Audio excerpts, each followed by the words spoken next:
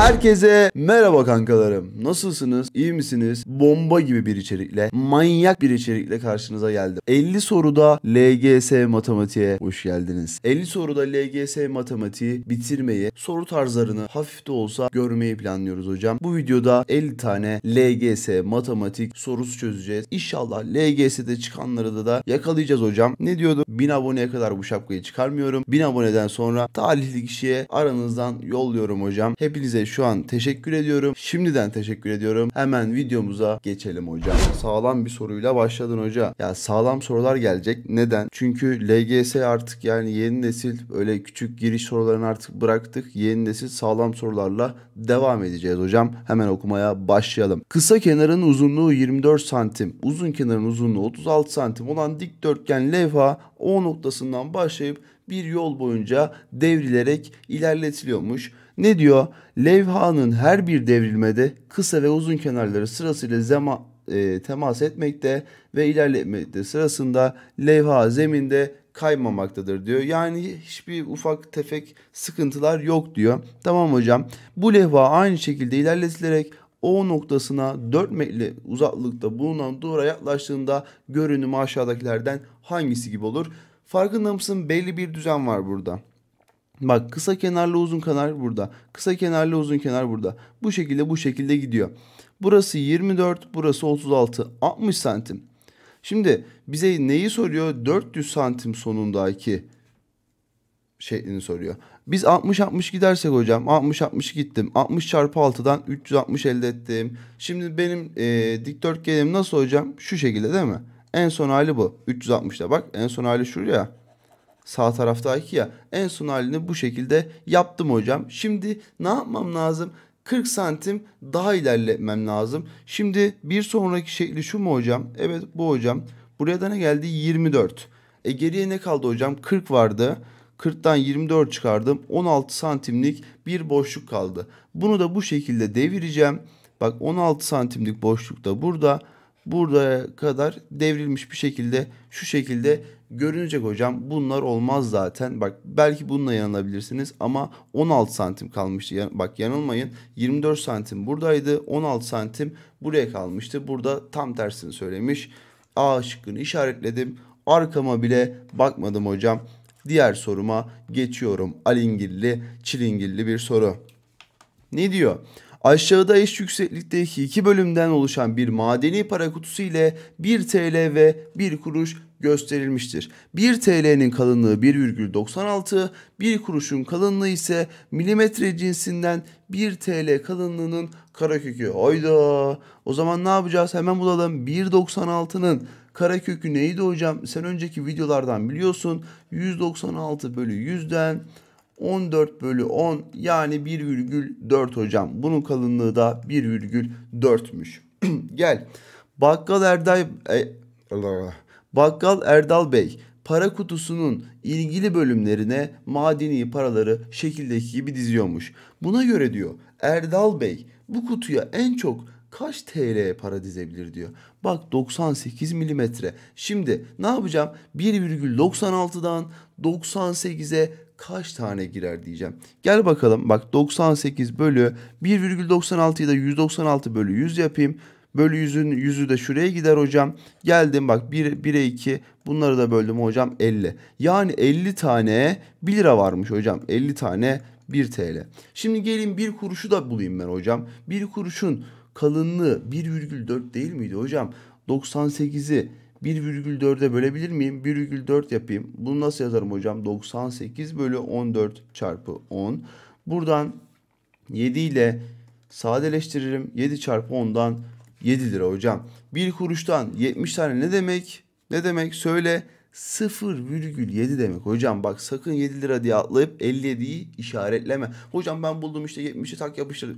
Öyle bir şey yok. 0,7 50 artı 0,7'den 50,7'yi buldun, yapıştırdın, diğer soruya geçtin hocam.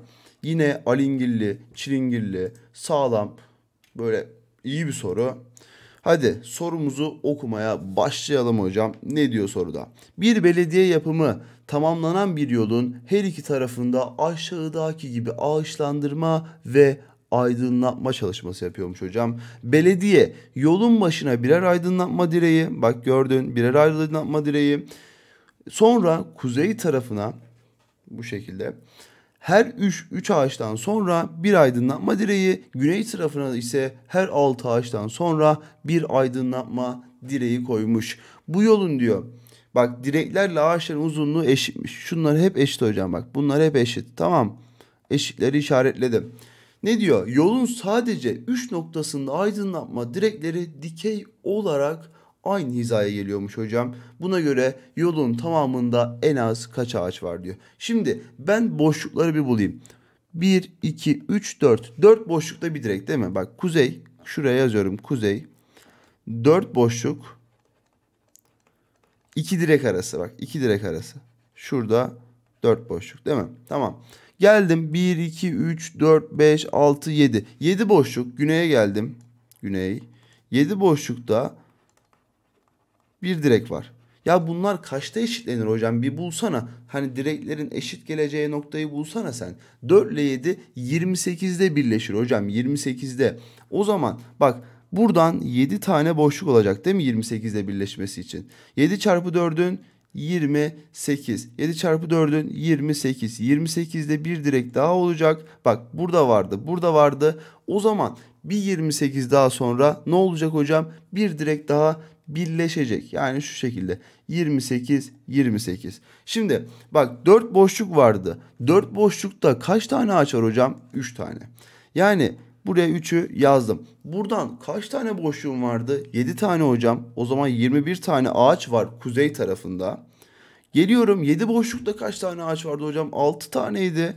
O zaman ne yapacağım? 4 tane ilerletiyordum. 7 boşluktan 28'e gelmek için 4 defa ilerlemem lazım. 6 çarpı 4'ten 24. Yani bak 1 ve 2 direk arasındaki eşit hizada olan 45 tane hocam benim neyim varmış? Ağacım varmış. Bir 28 daha böyle, bir 45 de buradan gelir. O zaman hocam şıkkım neymiş benim? 90. En az 90 tane ağaç dikilebilirmiş. Çok sağlam, çok güzel. Tam LGS ayarında bir soru hocam. Lütfen mutlaka bunu tekrar sen de çöz. Hadi ben diğer soruma geçtim. Ne diyor? Bütünler açı, iki açının ölçüleri toplamı 180 derece oluncaymış. Bize neyi soruyor hocam? İki pozitif tam sayı sormuyor. Aralarında asalları bize öğretiyor güya aklı sıra. Zaten biz bunu biliyoruz hocam. Aralarında asal birden başka ortak böleni olmayacak. Yapıştıracağım, geçeceğim. Aşağıda AB, CD, EF ve GH doğruları oluşturan 4 farklı açı gösterilmiş hocam. Bu açıların her birinin bütünleri bulunarak açı ile bütünlerin aralarında asal olup olmadığı belirlenecekmiş. Hangisi aralarında asal diye soruyor. Çok basit bir soru hocam. 135 bak ikisi de 5'e bölünüyor mu? Sonlarına bak bölünüyor. O zaman aralarında asal değildir hocam, geç. Ya 90 iki tane 90 zaten aralarında asal olamaz. İkisi 90'a bölünüyor, 45'e bölünüyor, 5'e bölünüyor, her şeye bölünüyor ya. 166 180'e tamamlaman için ne lazım hocam? 114 lazım. İkisi de 2'ye bölünüyor. Bak sonlarına bak 2'ye bölünüyor. Buna geç. O zaman cevabımız 4 olur hocam. Yapıştır, geç. Tamam, bu kadar basit. Panik olma, tedirgin olma. Sorular çok güzel ilerliyor. Çok güzel sorularımız var hocam. Hadi beraber çözelim. Ne diyor? Bu koliler en üstten aşağı doğru 1, 3, 5 diye gidiyormuş, tamam mı? Sonra herhangi bir yapıdaki kolilerin tümü önden görünüm kare olacak şekilde dizilip toplam koli sayısının kolaylıkla hesaplanması sağlanıyormuş. Yani bak burada geldim, şurası var ya, şu şekilde ilerletirsem ne olur hocam? 3 çarpı 3 olur değil mi? Bak şuraya da şunu attım. Bunu götürdüm. Bunu da buraya attım. Diyor ki mantık bu diyor. Bunu yap diyor bana. Tamam, o zaman ben mantığı bir öğrenmek için teker teker yapayım mı hocam? Bak 1, 3, 5. Ne var burada? 9. Yani 3'ün karesi değil mi? Bak 7'ye gel hocam. 12, 15, 16. Hocam bu da 4'ün karesi totalde. 9'a gel hocam. Sonra da 9 olacak ya. 16 ne? 21, 24, 25. Bak bu da 5'in karesi. Fark ettin mi? 11'e gel. 20, 27, 32, 35, 36'nın karesi. Bak bu şekilde tek tek ilerliyor hocam. 13'e geldiğinde ne? 7'nin karesi. 15'e geldiğinde ne? 8'in karesi. Ondan sonra 17'ye geldiğinde de 9'un karesi hocam. Bize neyi soruyordu? 17 koli bulunan bir yapıdaki toplam koli sayısını söylüyordu. 9'un karesi aynı zamanda ne hocam? 3'ün karesinin karesi değil mi? O da 3 üzeri 4 değil mi hocam? Şıklarda da 3 üzeri 4 var mı hocam? Var hocam. Ne duruyorsun? Yapıştır derim ben sana. Gel diğer sorumuza geçelim hocam. Takır takır gidiyoruz. Fizik. Ya arkadaşlar liseye geçince bunu göreceksiniz zaten. Size önceden bir bilgiyi vermiş. Hadi matematiği buraya yerleştir. Bunu yap demiş. Yani bu fizikte olan bir konu aslında. Hadi hep beraber okuyalım hocam. Esnek çarpışmalarda cisimlerin çarpışma öncesindeki kütle ve hızlarının çarpımlarının toplamı çarpışma sonrasındaki kütle ve hızlarının çarpımlarının toplamına eşitmiş hocam. Hemen şuradan bir kontrol edeyim, bir sıkıntı var mı? Yok. Devam edelim. Bu çarpışmalarda cisimlerin kütlelerinde değişiklik olmaz. Hemen ben şu bildirimlerimi bir kapatayım da sesi artık bizi mahveder.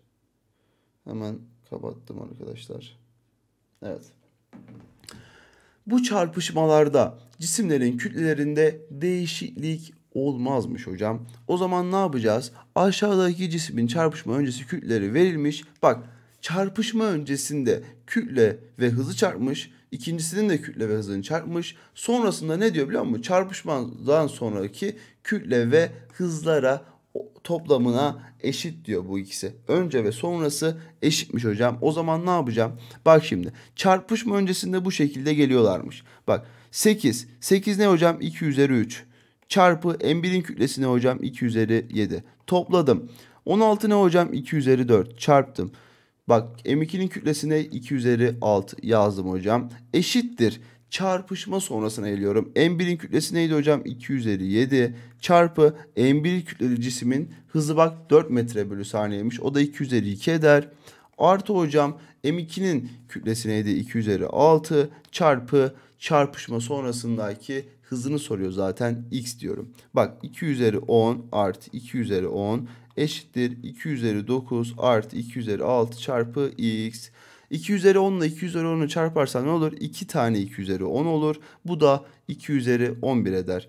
Şimdi 2 üzeri 11 eşittir 2 üzeri 9 artı 2 üzeri 6 çarpı x. Bunu buraya atarım. Ne diye atarım hocam ama? Bak toplama eksi diye atarım. 2 üzeri 11 eksi 2 üzeri 9 eşittir 2 üzeri 6 çarpı x.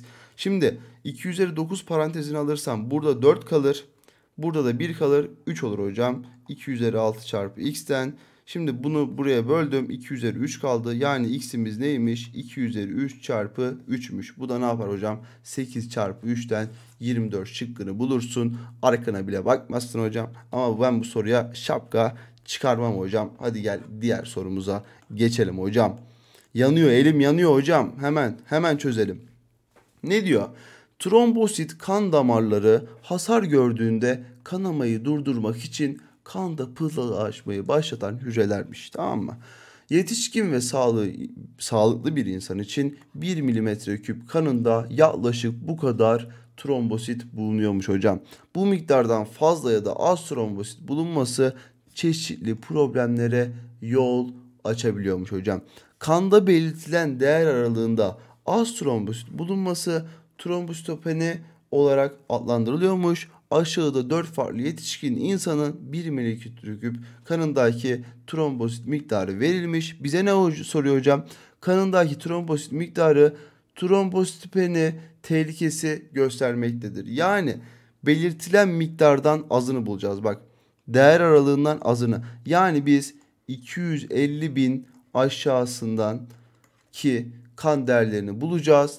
Hangisinin gösterdiğini bulacağız hocam. Gel şimdi 10 üzeri 5 diyor. Yani sıfırdan 5 tane atacağım. 3 çarpı 0 0 0 0 0. 300.000, 250.000'den aşağı mı hocam? Geç. Değil. Şimdi bak, şimdi bundan 2 tane sıfırı koyayım. 32 etti değil mi? 2 sıfırı koysam şuradan 2'yi çıkartayım 4. 32 ve üzerine 4 tane koydum. Ne oldu hocam? 320.000. 250.000'den aşağı mı? Değil hocam. Yapıştır. Şimdi bak 4 tane sıfır koyacağım. 3,5. 1, 2, 3, 4. Bak 3,5'in 4 tane sıfır koyacağım ya yanına. Virgülünü at. Ne oldu hocam? Bir tane de sıfır at buradan. Gel 35.000 oldu bak. Neyi buldun? 3'ü buldun. Tamam, sıkıntı yok. Ama diğerine bakalım, aklın karışacak mıydı?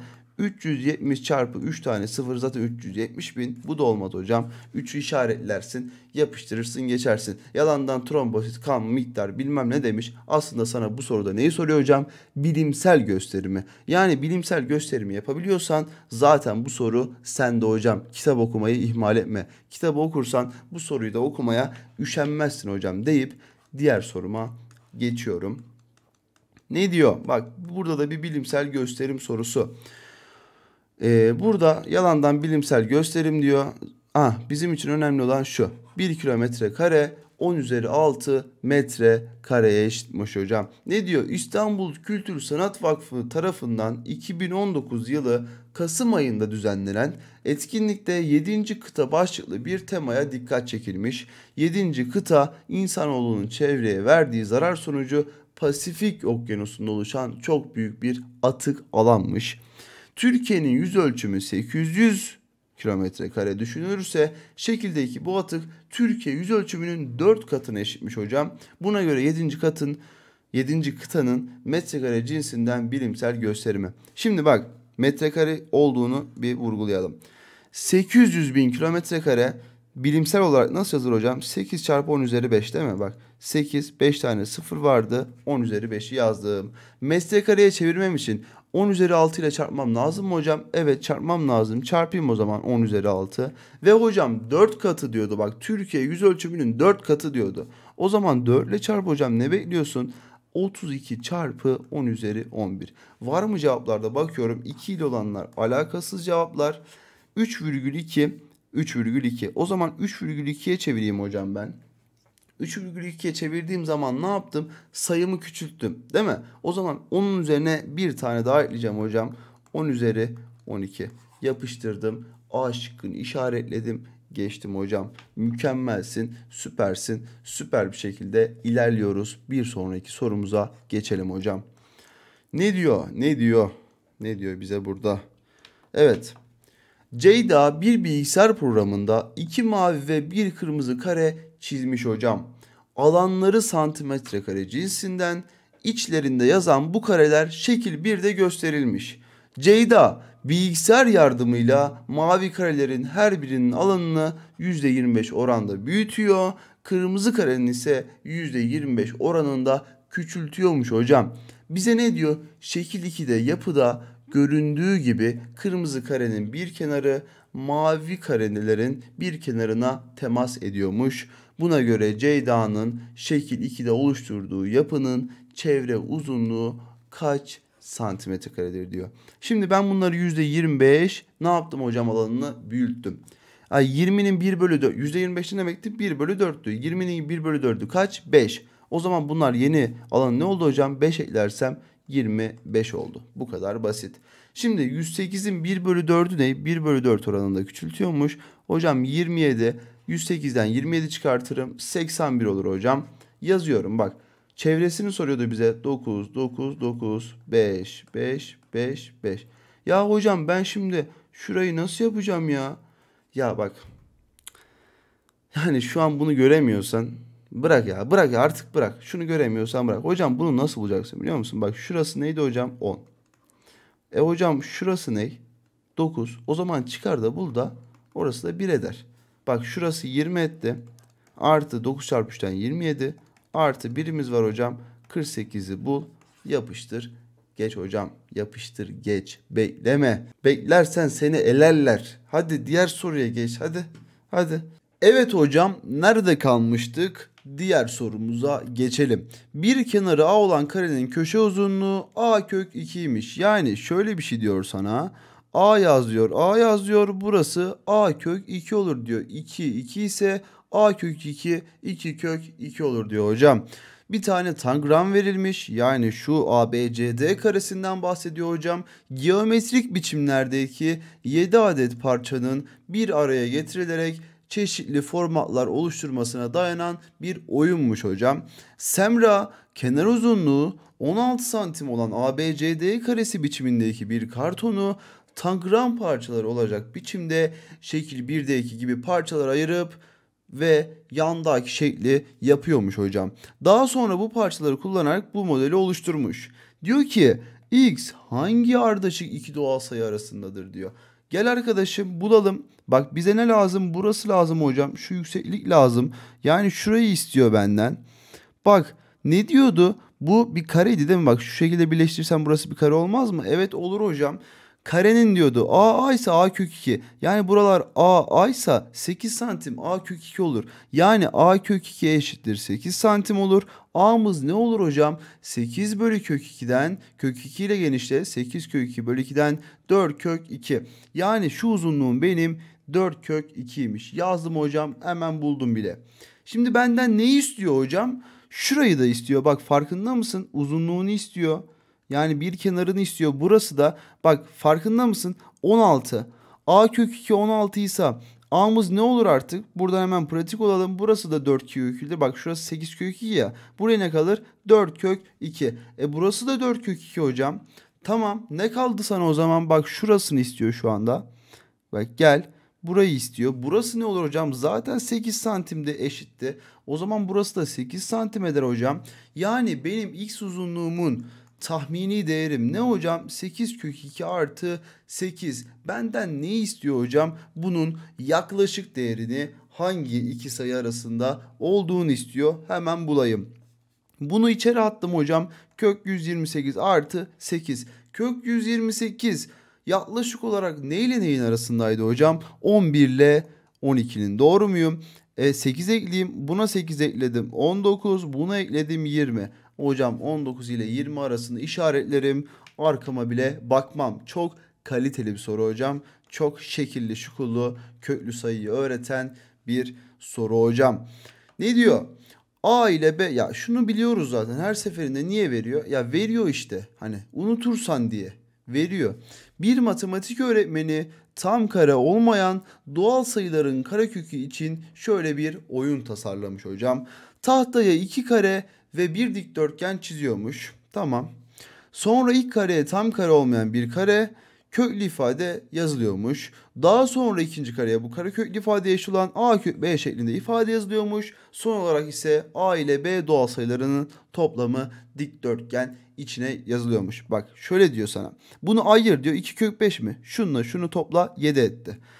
Şimdi 128'i sen nasıl ayırabilirsin hocam? Bir tam kare çarpı yanındaki sayı. Örneğin başlayalım. Sen bunu 1 çarpı 128 yapıp şu şekilde bunu 1 çarpı kök 128 yapabilir misin? Yaparsın. Sonucu ne olur hocam? 129. Doğru muyum?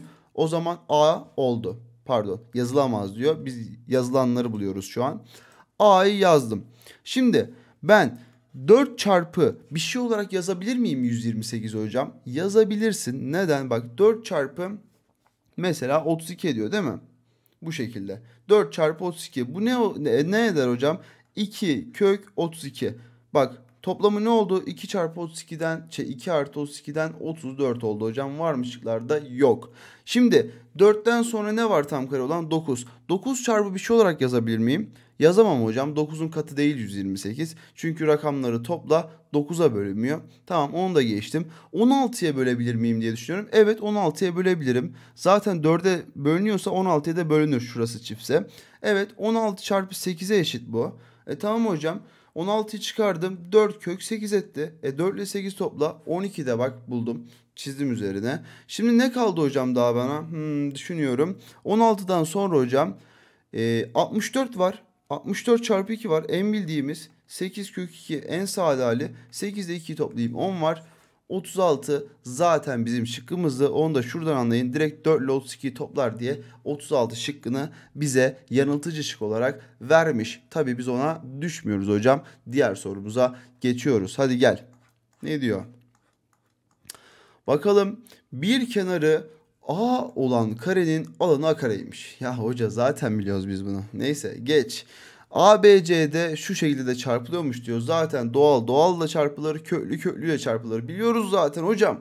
Ne diyor? Aşağıdaki şekil 1'de kenar uzunluğu kök 128 santim olan bir kare 4 eş kareye ayrılmış. Bak bir tanesi kök 128'miş değil mi? Kök 128 neydi hocam? 64 çarpı 2'den 8 kök 2 yazdım hocam. 8 kök 2, Bak benim burammış. O zaman bunu 4 kök 2, 4 kök 2 diye ayıramaz mıyım hocam? Ayırırsın hocam, sıkıntı yok. Bak bunu da 4'e bölmüş. Burası da 2 kök 2 değil midir? 2 kök 2. Hocam bak bunu da bölmüş. O zaman bu da kök 2'dir. Bize ne diyor hocam soruda? Hep 4'e bölmüş, bölmüş, bölmüş. En son diyor şekil 3'te 2 diyor. Boyalı karenin alanı nedir? Ya kebap soruları bize niye getiriyorsun hoca? Kök 2 ile kök 2'yi çarparım, 2'yi bulurum, yapıştırırım, geçerim. Ne diyordu? Alanı a kare diyordu hocam. A'mız neydi? Kök 2. A karemiz ne hocam? 2. Yapıştır, geç. Geldik, mükemmel. Güzel bir tahmin etme sorusu diyelim aslında. Buna tahmin etme sorusu desek aslında tam karede var içinde güzel harmanlanmış mükemmel LGS ayarında bir soru hocam. Aşağıda en büyüğünün alanı 150 santimetre kareden küçük ve bir tam kare olan kare biçimindeki yapboz parçaları birleştirerek dikdörtgensel yapı oluşmuş. Bak bizim şartlarımız ne hocam? Alanı en büyük 150 olacak ve diyor ki bir tam kare olacak. Hocam tam kare yani 10 100 gibi. 11'in karesi 121. Bu tarz bir alanımız olacak bizim. O zaman ne yapayım hocam? C'ye ben ne vereyim? En büyük ne verebilirim? Bak 3'e bölünebilecek bir şey olması lazım tahmini olarak. Yani en büyük tam kare 150'ye yaklaşacak olan ne hocam? 144'ü vereyim. Güzel olur mu? 144'ü pardon 4'leri yazmadım. O zaman burası ne olur hocam? 12. Bak bunlara ne düştü? 4, 4, 4, 4, 4. Hocam B'ye ne düşüyor o zaman? 8. Yani bunun alanı ne hocam? 64. Değil mi? Bunun alanı ne hocam? 16. Şimdi biz bunların alanların hepsini toplayalım. Bize neyi soruyordu zaten? Eşit alanlı bölgeler aynı harf ile gösterildiğinde dikdörtgen biçimindeki bu yapının alanı en fazla ne kadar olabilir diyor. Ben en fazlasını buldum zaten. 150'den en yakın değer neydi? 144'te onu yazdım zaten. Şimdi alanları toplamaya başlayalım hocam. 144 çarpı 2'den 288'i bulurum. 64 çarpı 3'ten 192'yi bulurum hocam. 16 çarpı 5'ten 80'i buldum hocam. Topluyorum. 0, elde var 1, 18, 26, 2 oradan 3, 5. 560 sayısını bulurum hocam. Zaten farkında mısın? Şıklardaki en büyük sayı kontrol etmeme bile gerek yok. En büyüğünü bulmuşum zaten deyip şamarladım soruyu hocam. Geçtim diğer soruma hocam. Gel. Gel. Çok hızlandık. Çok güzel gidiyoruz. Mükemmelsin. Süpersin hocam. O zaman ne yapacağız? Şamarlayacağız hocam. Şamarlayacağız. Hadi şamarlamaya devam edelim. Burada bana çarpımı göstermiş. Zaten biliyorum. Kebap. Kare şeklinde bir karton 100 eşkareye ayrılıyormuş. Bu karelere aşağıdaki gibi birden 100'e kadar hocam doğal sayıların karekökleri yazılmış. Bu kartonda diyor bak hemen bir tık aşağı indirelim. Bu kartonda içindeki kareköklü ifadenin değeri doğal sayı olan bütün kareler ifade görünmeyecek şekilde boyanıyormuş. Bak doğal sayı olan diyor kök 1 zaten 1 boya kök 4 kök 9 16'yı boyadım. Geldim 25'i, 36'yı, 49'u, 7'den sonra ne var? 8, 64'ü, 81'i, 100'ü boyadım hocam. Birden 100'e kadar olan doğal sayıları bir kere boyadım. Daha sonra bize ne diyor hocam? Kök 2 katında olanları. Yani kök 2 ile çarpıldığında doğal sayı olanlar boyanıyormuş. Benim kök 2 ile çarpıldığında doğal sayı olan kaç tane sayım var hocam? 100, kök 100'e kadar. Kök 2 var, 2 kök 2 var, 3 kök 2 var, 4 kök 2 var, 5 kök 2 var. Ne oldu bak bunun yaklaşık değerine 25 çarpıdan kök 50 bak hala yaklaşmadım. 6 kök 2 var. 7 kök 2 var. 8 kök 2 var mı? Yok galiba. Aynen bak en son burası 49 çarpı 2'den kök 98 ediyor. En büyüğü de buymuş. 7 tane burada var hocam. Birden 10'a kadar olan sayılar vardı. 10 tane de orada var. Benim toplam boyadığım alan neymiş hocam? 17'ymiş der. Yapıştırırım. Arkama bile bakmam hocam. İçim rahat. Hadi gel. LGS'ye adım adım yaklaşıyoruz hocam. LGS'yi devirmeye geliyoruz. Hadi başlayalım hocam. Ne diyor? Yine köklü bir ifade.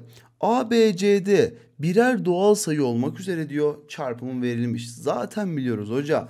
Ve diyor ki bu kareköklü ifadeler arasında gösterimde diyor bir ilişki var diyor.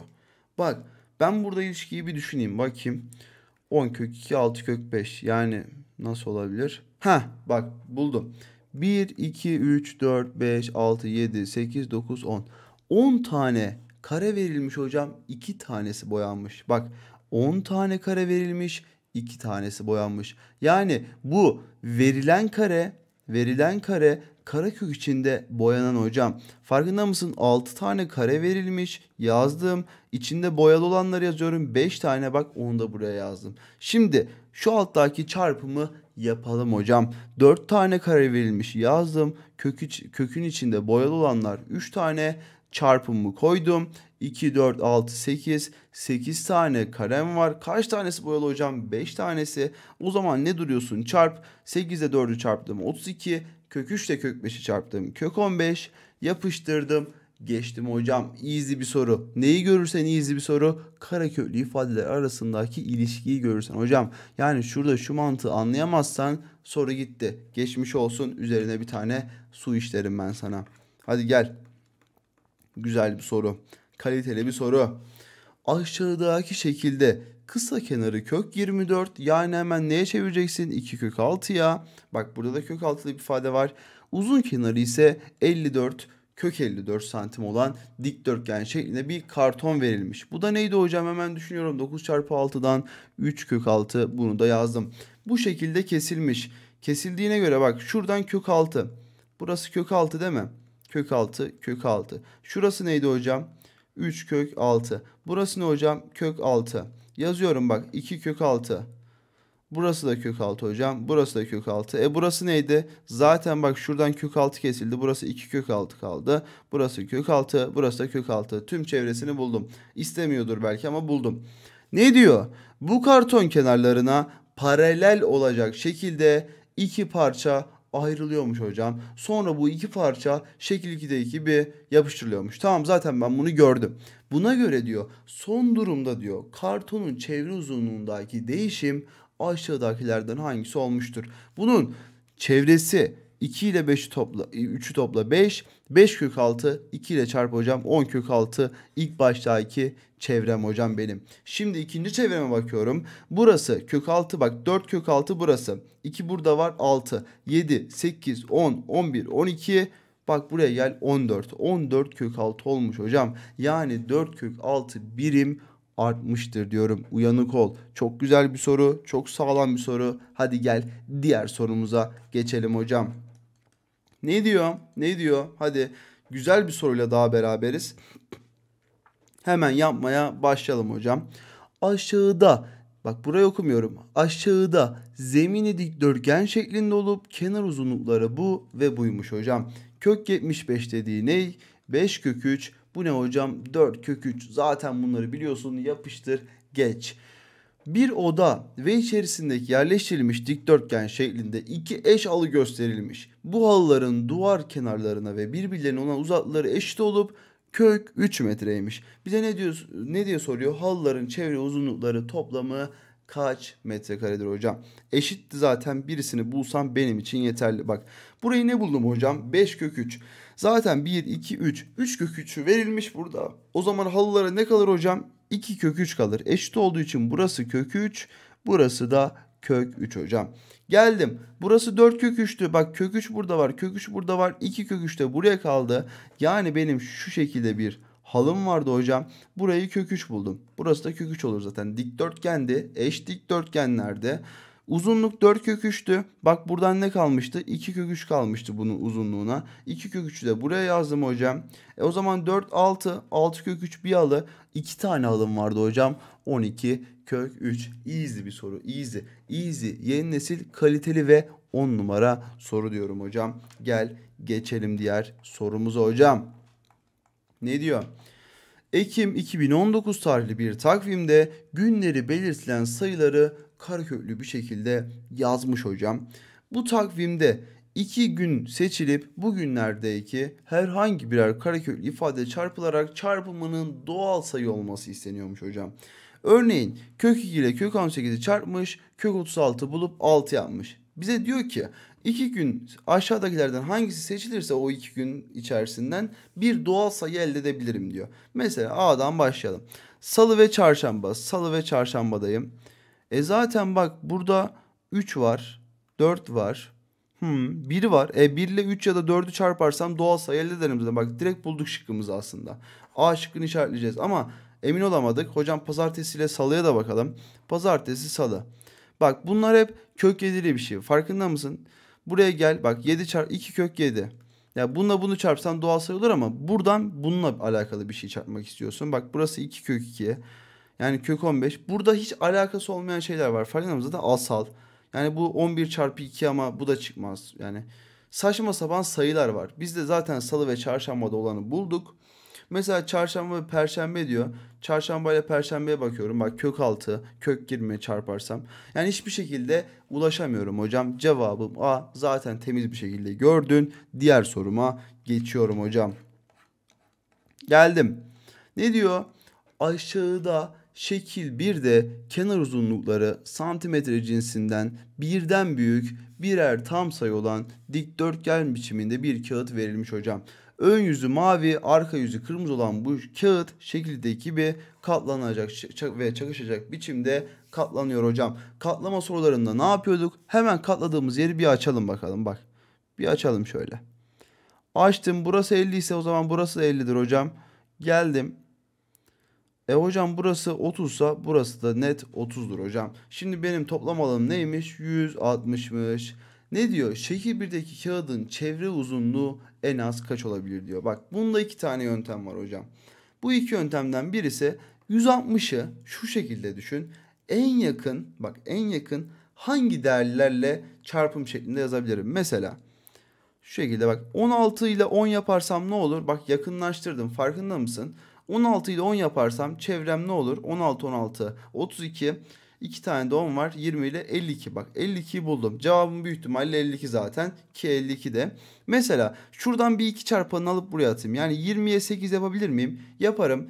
O zaman 20 ile 8'i topla. 28, 2 ile çarp 56. Bak büyüdü sayı.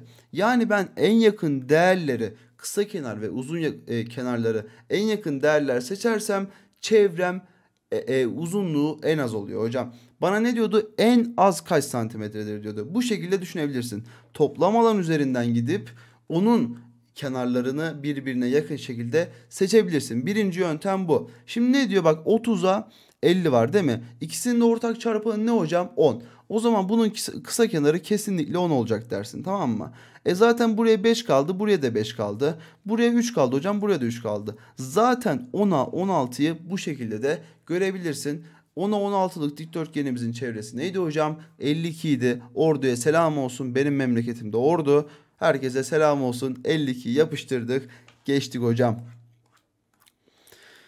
Evet, güzel bir soru daha. 20. sorumuzdayız. Bangır bangır geliyoruz hocam. 50 soruda LGS tekrardı. 20. sorusuna geldik bile. Her konudan azar azar soru çözüyoruz. Mükemmel bir şekilde ilerliyoruz hocam. Ne diyor? Özel sayı olarak tasarlanan bir hesap makinesi işlem sonucunu ekranda sadece rasyonel sayı ya da irasyonel sayı olarak göstermektedir diyor. Şimdi bu şekilde bir ifade vermiş. Bak farkında mısın? Bunların içinde 12 demiş. Çarpı demiş kök 75. Kök 12 ile kök 75'i çarpmış 30'u bulmuş rasyonel sayı diye yazmış. Bize ne diyor biliyor musun? Hangisinde irasyonel sayı yazar diyor hocam. Bak gel kök içinde 20. Kök içinde 20. Bölü demiş. Bölü dedim. Kök içinde 5. Hocam 20'yi 5'e böl kök 4. Bu da 2 diye çıktı. O zaman bunu ele gitsin. Bu zaten rasyonel. Şimdi gel kök 20. Hocam çarpı diyor. Kök 45 var bir de. Bu da kök 900 etti. Kök 900 de 30'un karesiydi hocam. O kebap. Bu da rasyonel. Geç. Şimdi hocam kök 25 diyor. Çarpı. Ne diyor hocam? Kök 32. Kök 32 ile 25 çarpacaksın. Nasıl çarparsın? Nasıl çarparsın? Bu bir dursun hocam. Kök 16 çarpı kök 25. Zaten easy peasy bir soru. Bak 4 çarpı 5'ten 20 etti hocam. Bu da doğal sayıymış. Yani benim şıkkım C'ymiş hocam. Kök 25 zaten 5'in karesi 5 çarpı kök 32. Kök 32 neydi hocam? 4 kök 2 idi. Zaten burası 20 kök 2 edecek. C şıkkı zaten olmazdı. Hemen onu görmeni istemedim. D şıkkına da bir bakayım dedim. Yani C'yi hiç düşünmeden şamarlayacaksın hocam, yapıştıracaksın, geçeceksin. 20. sorumuzu da bitirdik hocam. Geriye kaldı kaç soru? 10, 20, 30. 30 tane sorumuz var. Hadi diğer sorularımıza da geçelim hocam deyip. Nerede kalmıştık hocam? Bir sonraki sorumuzda bir basketbol maçında gösterilen potaya belirtilen konumlardan yapılan isabetli atışlar ile elde edilen puanlar aşağıda verilmiş hocam. Oynanan bir maçta 3 basketbolcu tüm atışları bulundukları noktadan yaparak eşit puanlar toplamış. Eşit puanlar toplamış. Dikkat et. Buna göre diyor bu 3 basketbolcu toplamda en az kaç atış yapmıştır diyor. Şimdi bak 1 puan, 2 puan, 3 puan bunların hepsi en yakın nerede birleşir hocam? 6'da birleşir. 6'da çok basit. Yani gel bu adam 3 tane, bu adam 6 tane, bu adam ise 2 tane atış yapmıştır hocam. Topla 3 6 daha 9, 2 daha 11 hocam. C şıkkını işaretle, arkana bile bakmadan geç hocam. Beraber yapıyoruz bu soruları. Ben de çözmedim daha. Yani sorular güzel soruları aldım. Dedim ki ha bunlar iyidir. Koydum beraber çözelim diye hocam. Sizle birlikte ben de öğreniyorum.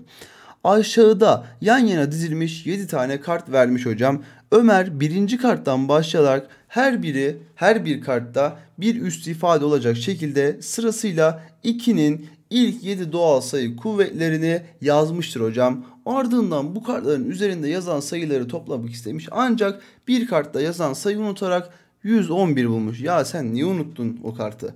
Neyse o kartı bize bulmak düşer hocam. Şimdi doğal sayı kuvvetlerini 0 ya 7'ye kadar olacak ya. İlk 7 doğal sayı kuvveti bak 2 üzeri 0. Bak dikkat et 2 üzeri 0 yazdım. Neden? Çünkü sıfırdan başlıyor. 2 üzeri 1, 2 üzeri 2, 2 üzeri 3, 2 üzeri 4, 2 üzeri 5, 2 üzeri 6 hocam. Geldim 64. Sonrası ne hocam? 32, 16, 8, 4, 2, 1 değil mi? Şimdi toplayalım hepsini. Buradan bak 90, 96 buradan geldi. 24 de buradan geldi hocam. Şimdi gel 110, 120 burası değil mi? Evet 120. 6, 7 artı 7, 127 eksi 111 yapıyorum hocam. Ne geldi? 16. Neyi unutmuş hocam? Üzeri 4 olan sayı. Yani bak şu birinci kartım, bu ikinci kartım, üçüncü kartım, dördüncü kartım, beşinci kartıma geldim. Bu numarayı unutmuş hocam. 5'i yapıştırdım, geçtim. Bak burada bir sürü yanılabileceğiniz noktalar var. Sıfırdan başlamamak. Ha hocam tamam sıfırdan başladım. O zaman 16'yı buldum. 2 üzeri 4. Ha 4 işaret. Yanarsın. Bak sıfırdan başladığımız için dördüncüsü 5. kart oldu. Bu noktalara dikkat hocam. Tane tane oku. Böyle ince noktaları kaçırma hocam. Tamam. Gel ne diyor? Ilgın diyor. Dur şu şekilde yapalım. Ilgın diyor Ankara'dan İstanbul'a, Zeynep de İstanbul'dan Ankara'ya uçak bileti alacakmış hocam. Ilgın'la Zeynep uçacakmış. Aşağıda Ilgın ve Zeynep'in uçak bileti bu uygulamasında karşılığına çıkan ekranlar verilmiş. Hemen bir tık daha aşağı inelim. Ankara'dan İstanbul'a her 60 dakikada, İstanbul'dan Ankara'ya ise her 50 dakikada bir uçak kalkıyormuş hocam.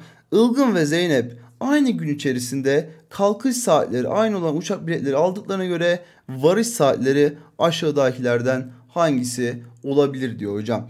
Bak şimdi Ankara'dan İstanbul'a 00.30'da başlamış. Bu şekilde gitmeye devam etmiş tamam mı? Ankara İstanbul yazıyorum şuraya. Ankara İstanbul yazdım hocam. Buraya da İstanbul Ankara yazayım. Ankara. Bak bu uçak saatimiz nerede başlamış hocam? İstanbul Ankara olan 00.10'dan 1.10'a. İstanbul'dan Ankara'ya her 50 dakikada birdi. Ama burada bir saat yazmış. Gelmişim buraya da bir saat yazmış. O zaman ne yapalım? Dur niye bu şekilde olmuş ya? Ankara'dan İstanbul'a her 60 dakikada bir, İstanbul'dan Ankara'ya da 50 dakikada bir ama burada yanlış göstermiş herhalde anlamadım.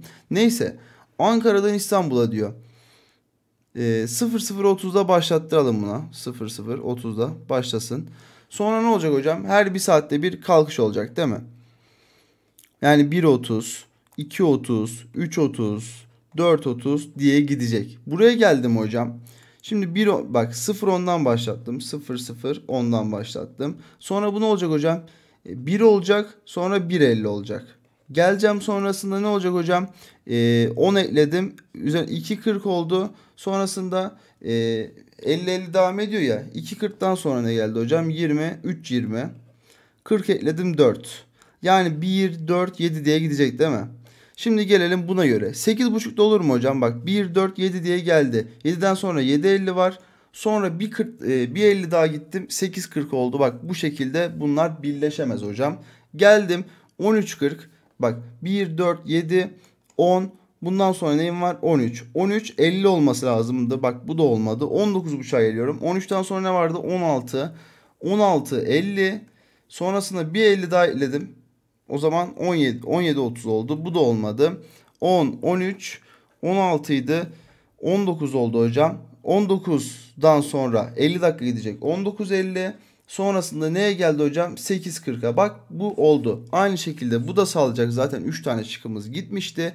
Bu şekilde doğru cevabımızı bulduk. Yani bir rutin, bir dizi elde ediyoruz. Ondan sonra diyoruz ki ha burada oldu mu? O zaman buraya da bakayım. O da sağlıyorsa tamam diyoruz. Bu şekilde cevabımızı bulduk hocam. Geçtik diğer sorumuza. Burada ne diyor? Bir yayın evi sahibi aşağıdaki süreleriyle verilen dakika saniye reklam filmlerini hazırlıyor ve bir video paylaşım platformunda yayınlıyormuş. Tamam hocam. Bak geçen süre kalan süre burada yazıyor. Bu videolarda saniye cinsinden birbirine eşit aralıklarda videoların başında ve sonunda olacak şekilde abone ol yazıları görüntülenecekmiş hocam. Buna göre her iki videoda toplamda en az kaç tane abone ol yazısı gösterilir diyor. Tamam hocam. En az şekilde kaç tane abone? Bak şimdi. Geldim. Bu videonun süresi 14. Burada var 2.01'de var. Burada var 2.15 değil mi? Yani totalde kaç saniye eder hocam? 120, 135 saniye etti. Geldim bak bu da 2.45'ti hocam. Yazdım buraya. 120, 165 saniye. Değil mi? Şimdi bunları bir çarpım şeklinde yazalım. Bak farkında mısın? İkisinde de 5 çarpanı var. Yazayım buraya hocam. 5 çarpı 27 yazdım bunu. Bunda da 5 çarpanı var. 5 çarpı 33. Bak farkında mısın? 5'ler eşit eyvallah. Buralara gel. Bunlar hala 3'e bölünüyor. Geldim bir 3 çarpanını buraya atayım. 15 çarpı 9. Buraya attım 15 çarpı 11. Bak 9 tane burada var. Abone ol yazısı. Yani 9 parçaya ayırıyorum aslında. 9 parçada ne demek? 10 tane çizgi demek değil mi? Bak mesela 1, 2, 3, 4. Bunu ben 4 parça ayırdım. 5 çizgim var. 9 parça ayırsam kaç çizgim olur? 10 tane. Bunda şimdi 11 parçaya ayırdım. 11 parçada parça parça düşünerek kaç tane abone ol yazısı olur? Yani kaç tane çizgim olur? 12 tane. O zaman 12 artı 10'dan 22 şıkkını işaretledim. Keyfime bakıyorum hocam. Aslında bu ne sorusu? EBOB EKOK sorusu. Yani en fazla en az soruları neydi genellikle? EBOB EKOK sorusuydu hocam. Unutmadan bunu da ekleme yaptık hocam. Gel diğer sorumuza geçelim. Takır takır ilerliyoruz hocam. 50 soruda LGS'yi halledeceğiz demiştik. Sözümüzün arkasında duruyoruz hocam. Gel bakalım. İki pozitif tam sayının birden aralarında asalları biliyoruz zaten. Mustafa ekranı dikdörtgen biçiminde olan bilgisayarında video izlerken postalarını görmek için izlenme penceresini küçültmüş. Bak şu şekilde küçültmüş. Postaları da burada. İzlenme penceresinin alanı bilgisayar ekranının alanının %20'sine eşitmiş. İzlenme penceresinin alanı bak. Şurası. Bilgisayar ekranının %20'sine eşitmiş. Ayrıca izlenme şöyle yapalım bak. Şimdi bilgisayar ekranının alanı ne hocam? 35'e 22 değil mi? 35 çarpı 22'den %20 neydi? 1 bölü 5. 1 bölü 5 yazdım. 7 buradan. Bizim alanımız neymiş o zaman? 154. Yani şunun alanı 154 santimetre kareymiş. Ayrıca izleme penceresinin santimetre cinsinden kenar uzunlukları paralel olduğu bilgisayar ekranının kenar uzunluğu ile aralarında asalmış. İzlenme penceresinin çevre uzunluğu kaç santimdir? Bak şimdi şunun çevre uzunluğu var ya, bunlarla aralarında asalmış. Kenar uzunlukları paralel olduğu bilgisayar ekranının kenar uzunluğu. Yani şunun asal olacak, bunun asal olacak. Doğru muyum? Şimdi 154'ü nasıl çarpım şeklinde yaparım? Bak şöyle yapayım. İlk başta 154'e 1 yaparım. Işıklar onunla alakalı mı? Değil hocam. O zaman 2'ye böleyim bunu. 77 mi oldu? Yani zaten 77 22 çarpı 7 idi değil mi? 22 çarpı 7. Geldim bak şimdi 22 çarpı 7. Bu şekilde yazabilir miyim hocam? Evet yazarsın. 22'yi buraya yerleştireyim. 7'yi de buraya yerleştireyim. 7 ile 22 aralarında asal mı hocam? Evet, aralarında asal. 7'ye bölünüyor mu? Hayır. 22'ye bölünüyor. Hayır.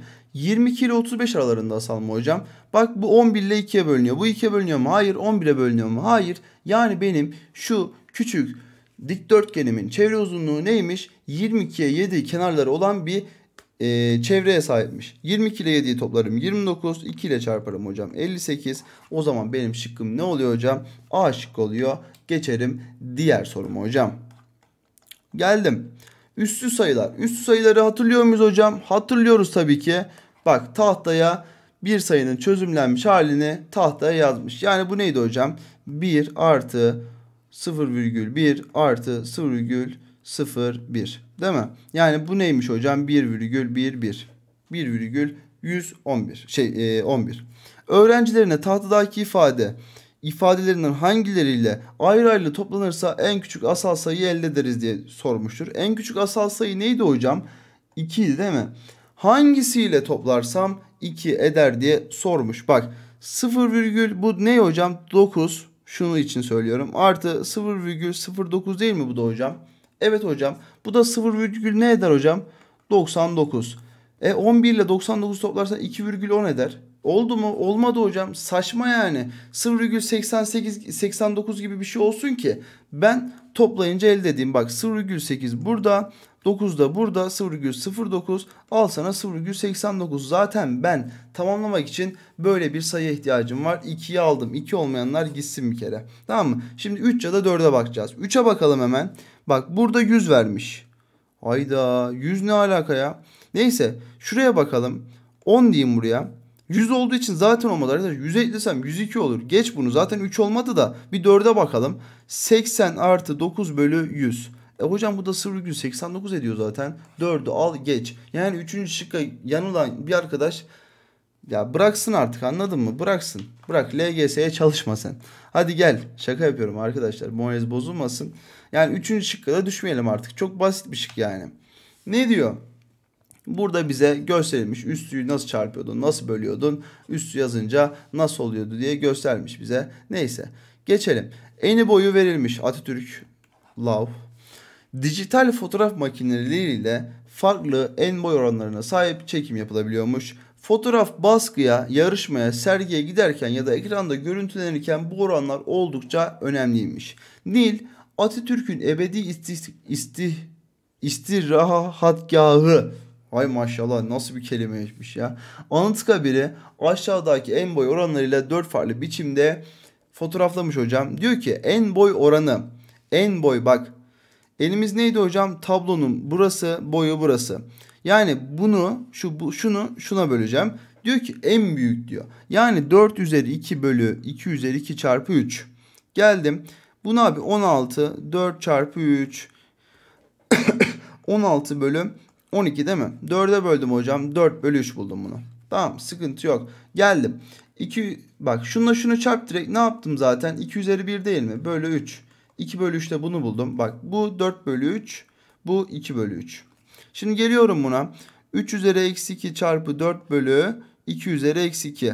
Şimdi bak, ne yapalım? 2 üzeri eksi 2 buraya atarım, pozitif olur. Buraya atarım, pozitif olur. Yani 2 üzeri 2 çarpı 4 bölü 3 üzeri 2 olarak yazabilir miyim? Yazarsın hocam. Ondan sonra bak, 4 ile 4 çarptım. 16 bölü 9. Bu da 16 bölü 9'muş. Bak, farkında mısın? Bunların hepsi tabanları 3'tü. Bunu 3 ile genişleteyim. Bunu da 3 ile genişleteyim. 12 bölü 9. Şu an bu da 6 bölü 9. En büyük şu an hangisi aralarından? Bu hocam. Tamam. Şimdi buna bakalım. 1 gelir buradan. 1 bölü 9. Şurası 1 bölü 9 ediyor. Bölü 1 bölü 9. Bunu ters çevirip çarparsam 1 eder. Zaten bak, bu sayı birden daha büyük bir sayı. O zaman bizim en büyük oranımız neymiş hocam? 3'müş hocam. 3. Canlanın biraz. Hadi gel. Diğer sorumuza geçelim hocam. Evet, tane tane okuyalım. A, B, C, D. Dur, okumadan önce bir kendime bakayım hocam. Her şey yolunda mı? Evet, yolunda. Okumaya başlıyorum hocam. A, B, C, D birer doğal sayı olmak üzere bu şekilde bize ifadeyi vermiş hocam. Bu sayıları diyor tamamı aşağıdaki tabloda koyu boyalı hücrelerde her bir sayı bir hücreye gelecek şekilde yerleştiriliyormuş. Şuralara bak 3, 6 tane sayım var.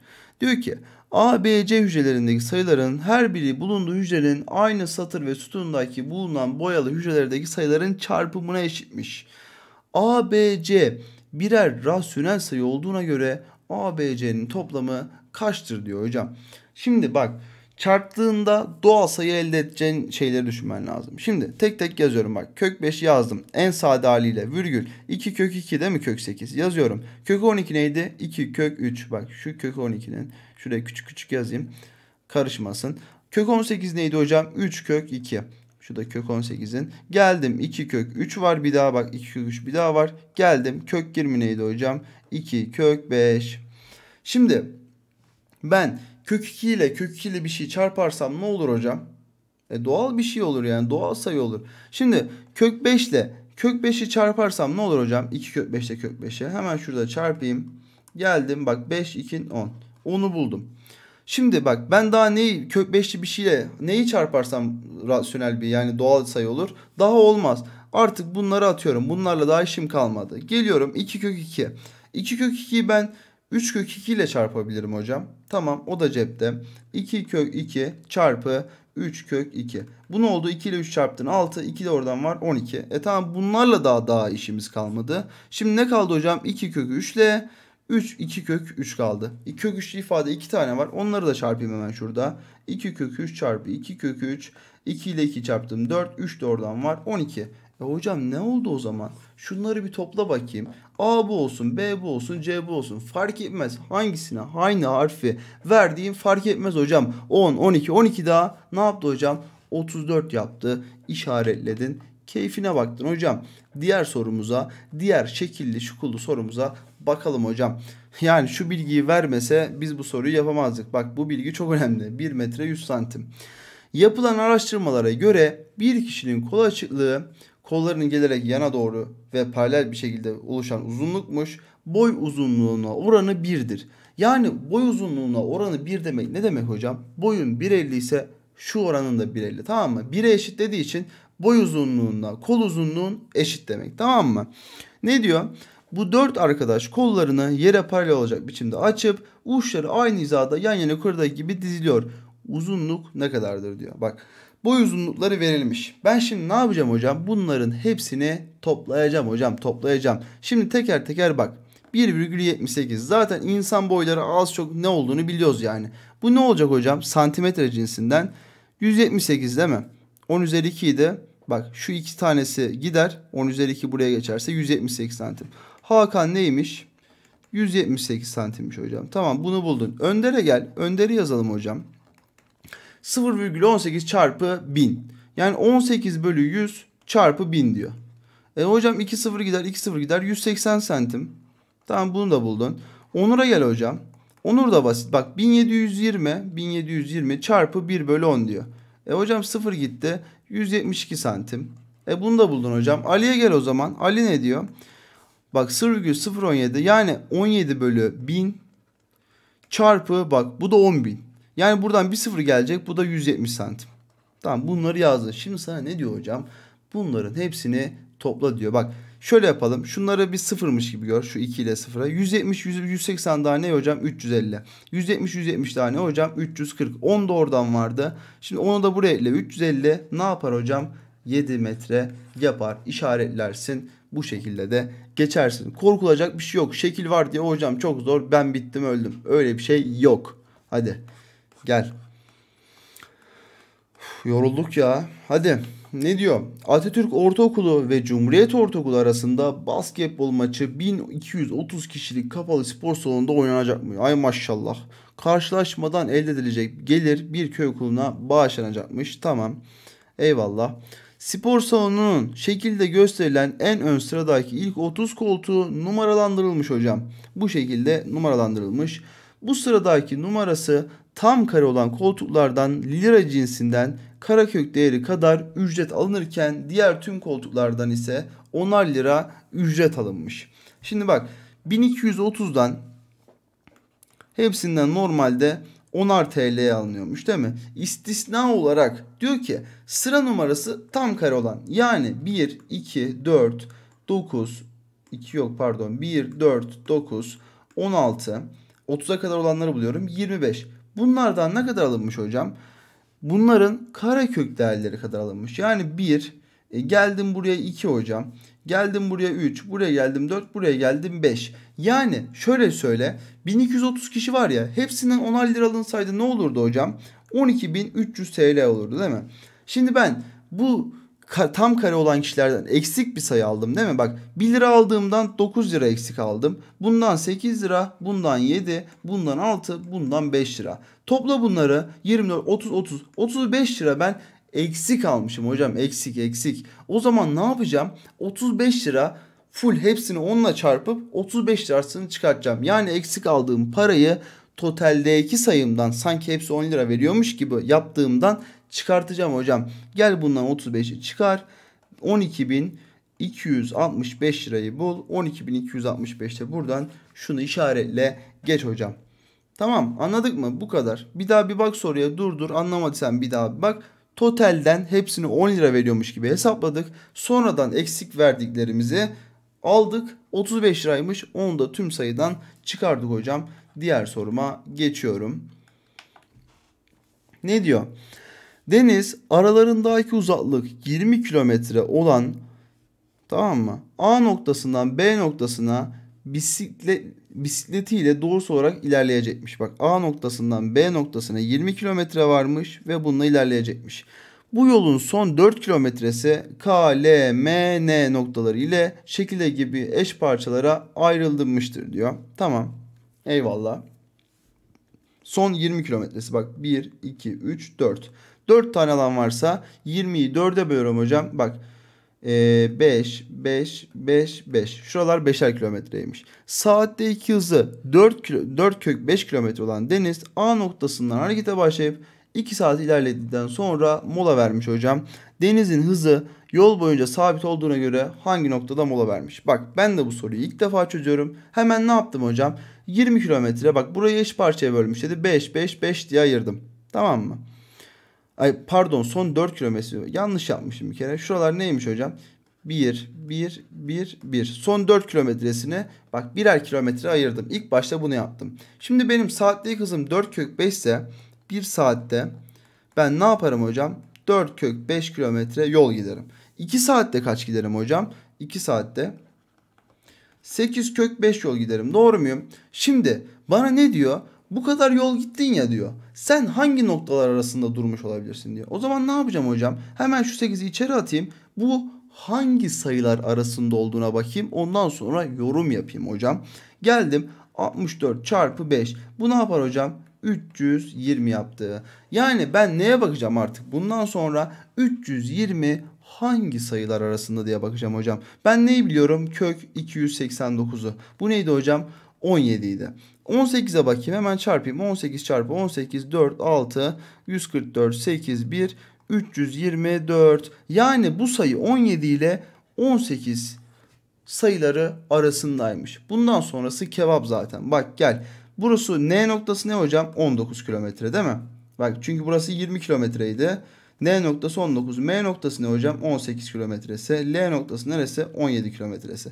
Yani benim 17 ile 18 arasında olduğuna göre kök 320 sayım, ne yapacağım? 17 ile 18 noktalar arasını mola olarak ben güzergahımda belirleyeceğim. Yani benim mola noktam neresiymiş hocam? L ile M noktaları arasındaymış. Anlaştık mı? Anlaştığımızı düşünüyorum. Ben diğer soruma izninle geçiyorum hocam. Hadi şöyle bir bak. Baktın mı? Hadi. Gel. Ne diyor? Ne diyor? Yine güzel bir soru. Bu şekilde bana nasıl yapacağımı vermiş. Zaten ben bunları biliyorum hocam. Salla geç buraları. Aşağıda verilen şekil 1'deki düzenekte 6 adet eşkare prizma şeklinde tahta blok karşılıklı olarak eşit aralıklarla sabitlenmiştir diyor. Ve 22 kök 3 uzunluğundaki bir ip ise düzenekteki 6 tahta bloğun dış yüzeylerindeki eşit yükseklikte ve yere paralel olan temas edecek şekilde gerilerek bağlanmış hocam. Bak 22 kök 3. Şimdi buralar 2 kök 3 ise, tamam mı? 2 kök 3. 2 kök 3 bu şekilde devam ediyor değil mi? Kaç tane var hocam? 1, 2, 3, 4, 5, 6. 6 tane 2 kök 3 hocam. 6 çarpı 2 kök 3. 12 kök 3 değil mi? Yani benim şu uzunlarım toplamı 12 kök 3'müş. Şimdi 22 kök 3 benim ipimin uzunluğu mu? Evet hocam, 22 kök 3 eksi 12 kök 3'ten ben ne yaptım? 10 kök 3 buldum. Yani benim bak şuraya gelen nokta 10 kök 3'müş değil mi? Bak şuralara bak. Bak şuralardaki iplerin uzunluklarının totalde kaç tane var? Hesaplayalım bak. Burada 2 tane ondan var. Burada 2 tane var. Burada 2 tane var. Burada 2 tane. Burada da bak birer tane var. Çünkü sadece bu nokta. Geldim 2, 4, 6, 8, 10. O zaman şu uzunluk neymiş hocam? Kök 3'müş. Bak çünkü 10 tane vardı bundan. 10 kök 3'ü 10'a bölerim. Yani bunların bir kenar uzunluğu, bu kare prizmaların bir kenar uzunluğu neymiş hocam? Kök 3'müş. Şimdi bize neyi soruyor? Ben şimdi buraya kadar buldum. Daha sonra ip çıkarılmış ve sadece kahverengi tahtaların dış yüzeyine benzer biçimde temas edecek şekilde gerilerek şekil 2'deki bağlanıp artan ip kesilmiştir. Diyor ki kesilen ipin uzunluğu kaç santimetredir diyor hocam. Bak gel şimdi. Şimdi bunların en önce şuradaki ipleri bulayım, tamam mı? Bak şuradaki ipleri bulayım. Sonrası zaten bize verilmiş. Şu şekilde ipler var değil mi? 2, 4, 6, 8. Bunların tek uzunluğu neydi? Kök 3'tü. 8 çarpı kök 3'ten kare prizmaları saran ipler 8 kök 3'müş hocam. Kök 12'den kaç tane var? Yani 2 kök 3'ten. 4 tane de onlardan var. 8 kök 3. Tamam, 16 kök 3'ü ben ipi harcadım hocam, harcadım. Şimdi benim totalde ipim neydi? 22 kök 3, 16 kök 3 çıkardım. 6 kök 3 buldum hocam. Yapıştırdım ve diğer soruma geçtim. Çok güzel, klas ve LGS ayarında hocam. Bu şekilde sorular sana gelebilir. Tamam. Nerede kalmıştık hocam? Bir diğer sorumuz olan, artık bilmem kaçıncı soruda, 30'u falan geçtik herhalde. Tam ben de hatırlamıyorum. Yani kaçıncı sorudayız? Bunu siz söylerseniz daha iyi olur hocam. Geldik bir diğer sorumuza. Birim yüzeye etki eden dik kuvvete basınç deniliyormuş arkadaşlar. Aşağıda katı basıncı ile cismin ağırlığı ve yüzey alanı arasındaki ilişki gösteren grafikler verilmiş hocam. Yüzey alanı sabit olduğunda cismin ağırlığı arttıkça basıncım artıyormuş. Bak cismin ağırlığı arttıkça basıncım artıyor. Basıncımda ağırlığım sabitse yüzey alanı artınca benim ne yapıyor hocam? Basıncım azalıyor. Ya farkında mısın? Zaten geniş şeylerle, mesela suyun yüzeyine geniş şeyleri oturttuğun zaman batmaz. Çünkü basıncım azalıyor orada. Suya yaptığım basıncım azalıyor. O tarz bir şey düşün bunu. Ne diyor? Yandaki düzenekte cismin sünger yüzeye batma miktarı bu cismin sünger uyguladığı basınca bağlıdır diyor. Tamam. Yani diyor ki bize ne kadar basınç yaparsan o kadar batarsın diyor. Sünger bir yüzeye dikdörtgenler prizması cisminde demir bloklarla yerleştirecekmiş. Bize neyi soruyor? Buna göre aşağıdakilerden hangi cisim sünger yüzeye daha çok batar? Şimdi bize ne diyordu hocam? Yüzey alanı, yani basınç yaptığı yüzey alanı geniş olan daha kötüdür diyor. Yani basıncı daha az yapardı diyor. Tamam mı? Bu şekilde düşündüğümüz zaman bunun kök 6 değil mi? Bak kök 6. Bunun da kök 6. Bunun kök 3. Bunun kök 2 hocam. Şimdi bak gel. Ne diyor bize bundan sonra? Senin yüksekliğin, bak yüksekliğin ne kadar yüksekse ve ağırlığın ne kadar ağırsa o kadar basınç yaparsın diyor. Bak bununki 12 idi, tamam mı? 12 idi. 12 kök 2. Geldim. Bunun altı newtonda 6 kök 6. 12 kök 6. Buraya geldim 12 kök 3. Ama bak burada bir şeye dikkat edin. En yüksek ağırlığa sahip olanlar 12 zaten. Bir kere bunu ele, tamam mı? Şimdi yüzey alanı bak bunun daha büyük. Bunu da ele. Bunun daha küçük ama bak bu da 12. Ama fark ettin mi? Bunun yüksekliği daha az. Yani yüksekliği daha fazla olan basıncı daha fazla yapacak diye bir şey yok. En küçük yüzey alanına sahip olan kök 2, tamam mı? Kök 2'lik yüzeyde aynı ağırlıkla daha yüksekten basınç yapıyor. Yani bizim doğru şıkkımız ne hocam? A şıkkı. İşaretledim, geçtim hocam. Yani bildiğim bu fizik. Yani fiziği niye buraya koymuşlar? İnanılmaz yani. İnanılmaz bir şekilde fizikteki bilgiyi sana sormuşlar. Ne yapacaksın? LGS'de bunu yapabilir yani, belli olmaz. Gel bir diğer sorumuza. Aşağıdaki sayı doğrultusunda her iki ardışık tam sayı arasındaki uzaklık bir birim olup, bak bir birimmiş. A, B, C, D ve E, F, G dikdörtgenlerinin bu sayı doğrusu üzerindeki konumu gösterilmiş hocam. Ne diyor? D noktası ile E noktası arasındaki uzaklığın birim cinsinden değeri hangi iki tam sayı arasına denk geliyor diyor hocam. Bak geleceksin. Şurasının uzunluğu bir kere ne? 21 santim değil mi? Tamam, bunu buldun. Şimdi şurası ne hocam? 3 kök 5. Buraya geldin 2 kök 5. Bir kere bunları bir topla. 3 kök 5 artı 2 kök 5'ten 5 kök 5'i buldun. Bunu bir içeri at, bir hangi sayılar arasında olduğunu bul. O zaman hocam 25 çarpı 5'ten kök 125 bulurum. Kök 125 neydi hocam? 11 ile 12 arasındaydı. Tamam mı? 11 ile 12 arasında. Şimdi 21'den ben bunu çıkartacağım. 21'den 11 çıkartırsam ne olur hocam? 10. 21'den 12 çıkartırsam ne olur hocam? 9. Hocam buldun zaten. 9 ile 10 sayılar arasında benim DE noktam varmış hocam. Geçmiş olsun. Soru bitti. Hadi. Hadi soru bitti, geçelim ya. LGS'ye az kaldı. Yani 50 soruda halledeceğiz biz bunları ya. 50 soru dediğin ya, cidden güzel bir sorular bunlar ya. Güzel sorular. Devam edelim. Bak bunları çözüyorsan cidden kendine güven ya. LGS'de cidden istediğin yere ulaşabilirsin. Bu soruları rahat bir şekilde yapabiliyorsun hocam. Ne diyor? Aşağıda 4 eş çekmece ve kapaklı bir bölümle oluşan şifonyer verilmiş. Bu şifonyerde kullanılan tüm kulplar bulundukları yüzeylerin yüksekliklerinin ortasındaymış hocam. Tamam. Buna göre kapaklı bölümdeki kulpun yerden yüksekliği en alt çekmecedeki kulpun yerden yüksekliğinden kaç santimetre fazlaymış. Bak şundan yer uzaklığı ne kadar fazlaymış diye soruyor. Şimdi kök 72, ben de ilk defa çözüyorum bu arada. Bak kök 72 gel 36 çarpı 2'den 6 kök 2 yap. Geldin buraya 6 kök 2 yazdın değil mi? Şu şekilde bak şuraya geldin. Burası ne hocam? 6 kök 2. Buraya ne kaldı hocam? 80 kök 2. Hocam o zaman bak şurası ne olur? 80 kök 2 ve 4'e böleceksin bunu. Bak 4 tane yer var. O zaman bir tanesi 20 kök 2 eder. O zaman şurası ne yapar hocam? 10 kök 2. Bak 10 kök 2. Geldim burası 10 kök 2. Bu şekilde gidiyor. Yani sen şuraya bakacaksın. Buraya geldim. Bak bunun uzunluğu şurada 6 kök 2 vardı. 16 kök 2. En alttaki yazıyorum, en alt. 16 kök 2 yazdım. En alttaki kulbun yüksekliği neymiş hocam? 16 kök 2. Geliyorum bak şurayı bulacağım. Hocam zaten burası belliydi. Şurasının uzunluğu 40 kök 2. Altta da 6 kök 2 vardı. Hocam o zaman benim kapaklı bölümümün ortasındaki noktanın uzunluğu ne? 46 kök 2. Bana neyi soruyordu zaten? En alt çekmecedeki kulpun yerden yüksekliğinden ne kadar fazladır diyordu. 46 kök 2 16 kök 2'den ne kadar fazla arkadaşım? 30 kök 2 kadar. Diğer yerleri bulmana gerek bile yok. Bu kadar basit yani. Sen görsele bakacaksın. Bir şeylerden çıkartım yapacaksın. Sonrasında da keyfine bakacaksın hocam. Gel devam edelim. Ne diyor? Yorulduk ya. Bayağı da soru ilerledik ha. Dikdörtgen biçimindeki bir karton 8 eş bölüme ayrılmış hocam. Bu bölümlere şekil 1'de gösterildiği gibi karaköklü ifadeler yazılmış. Tamam, eyvallah.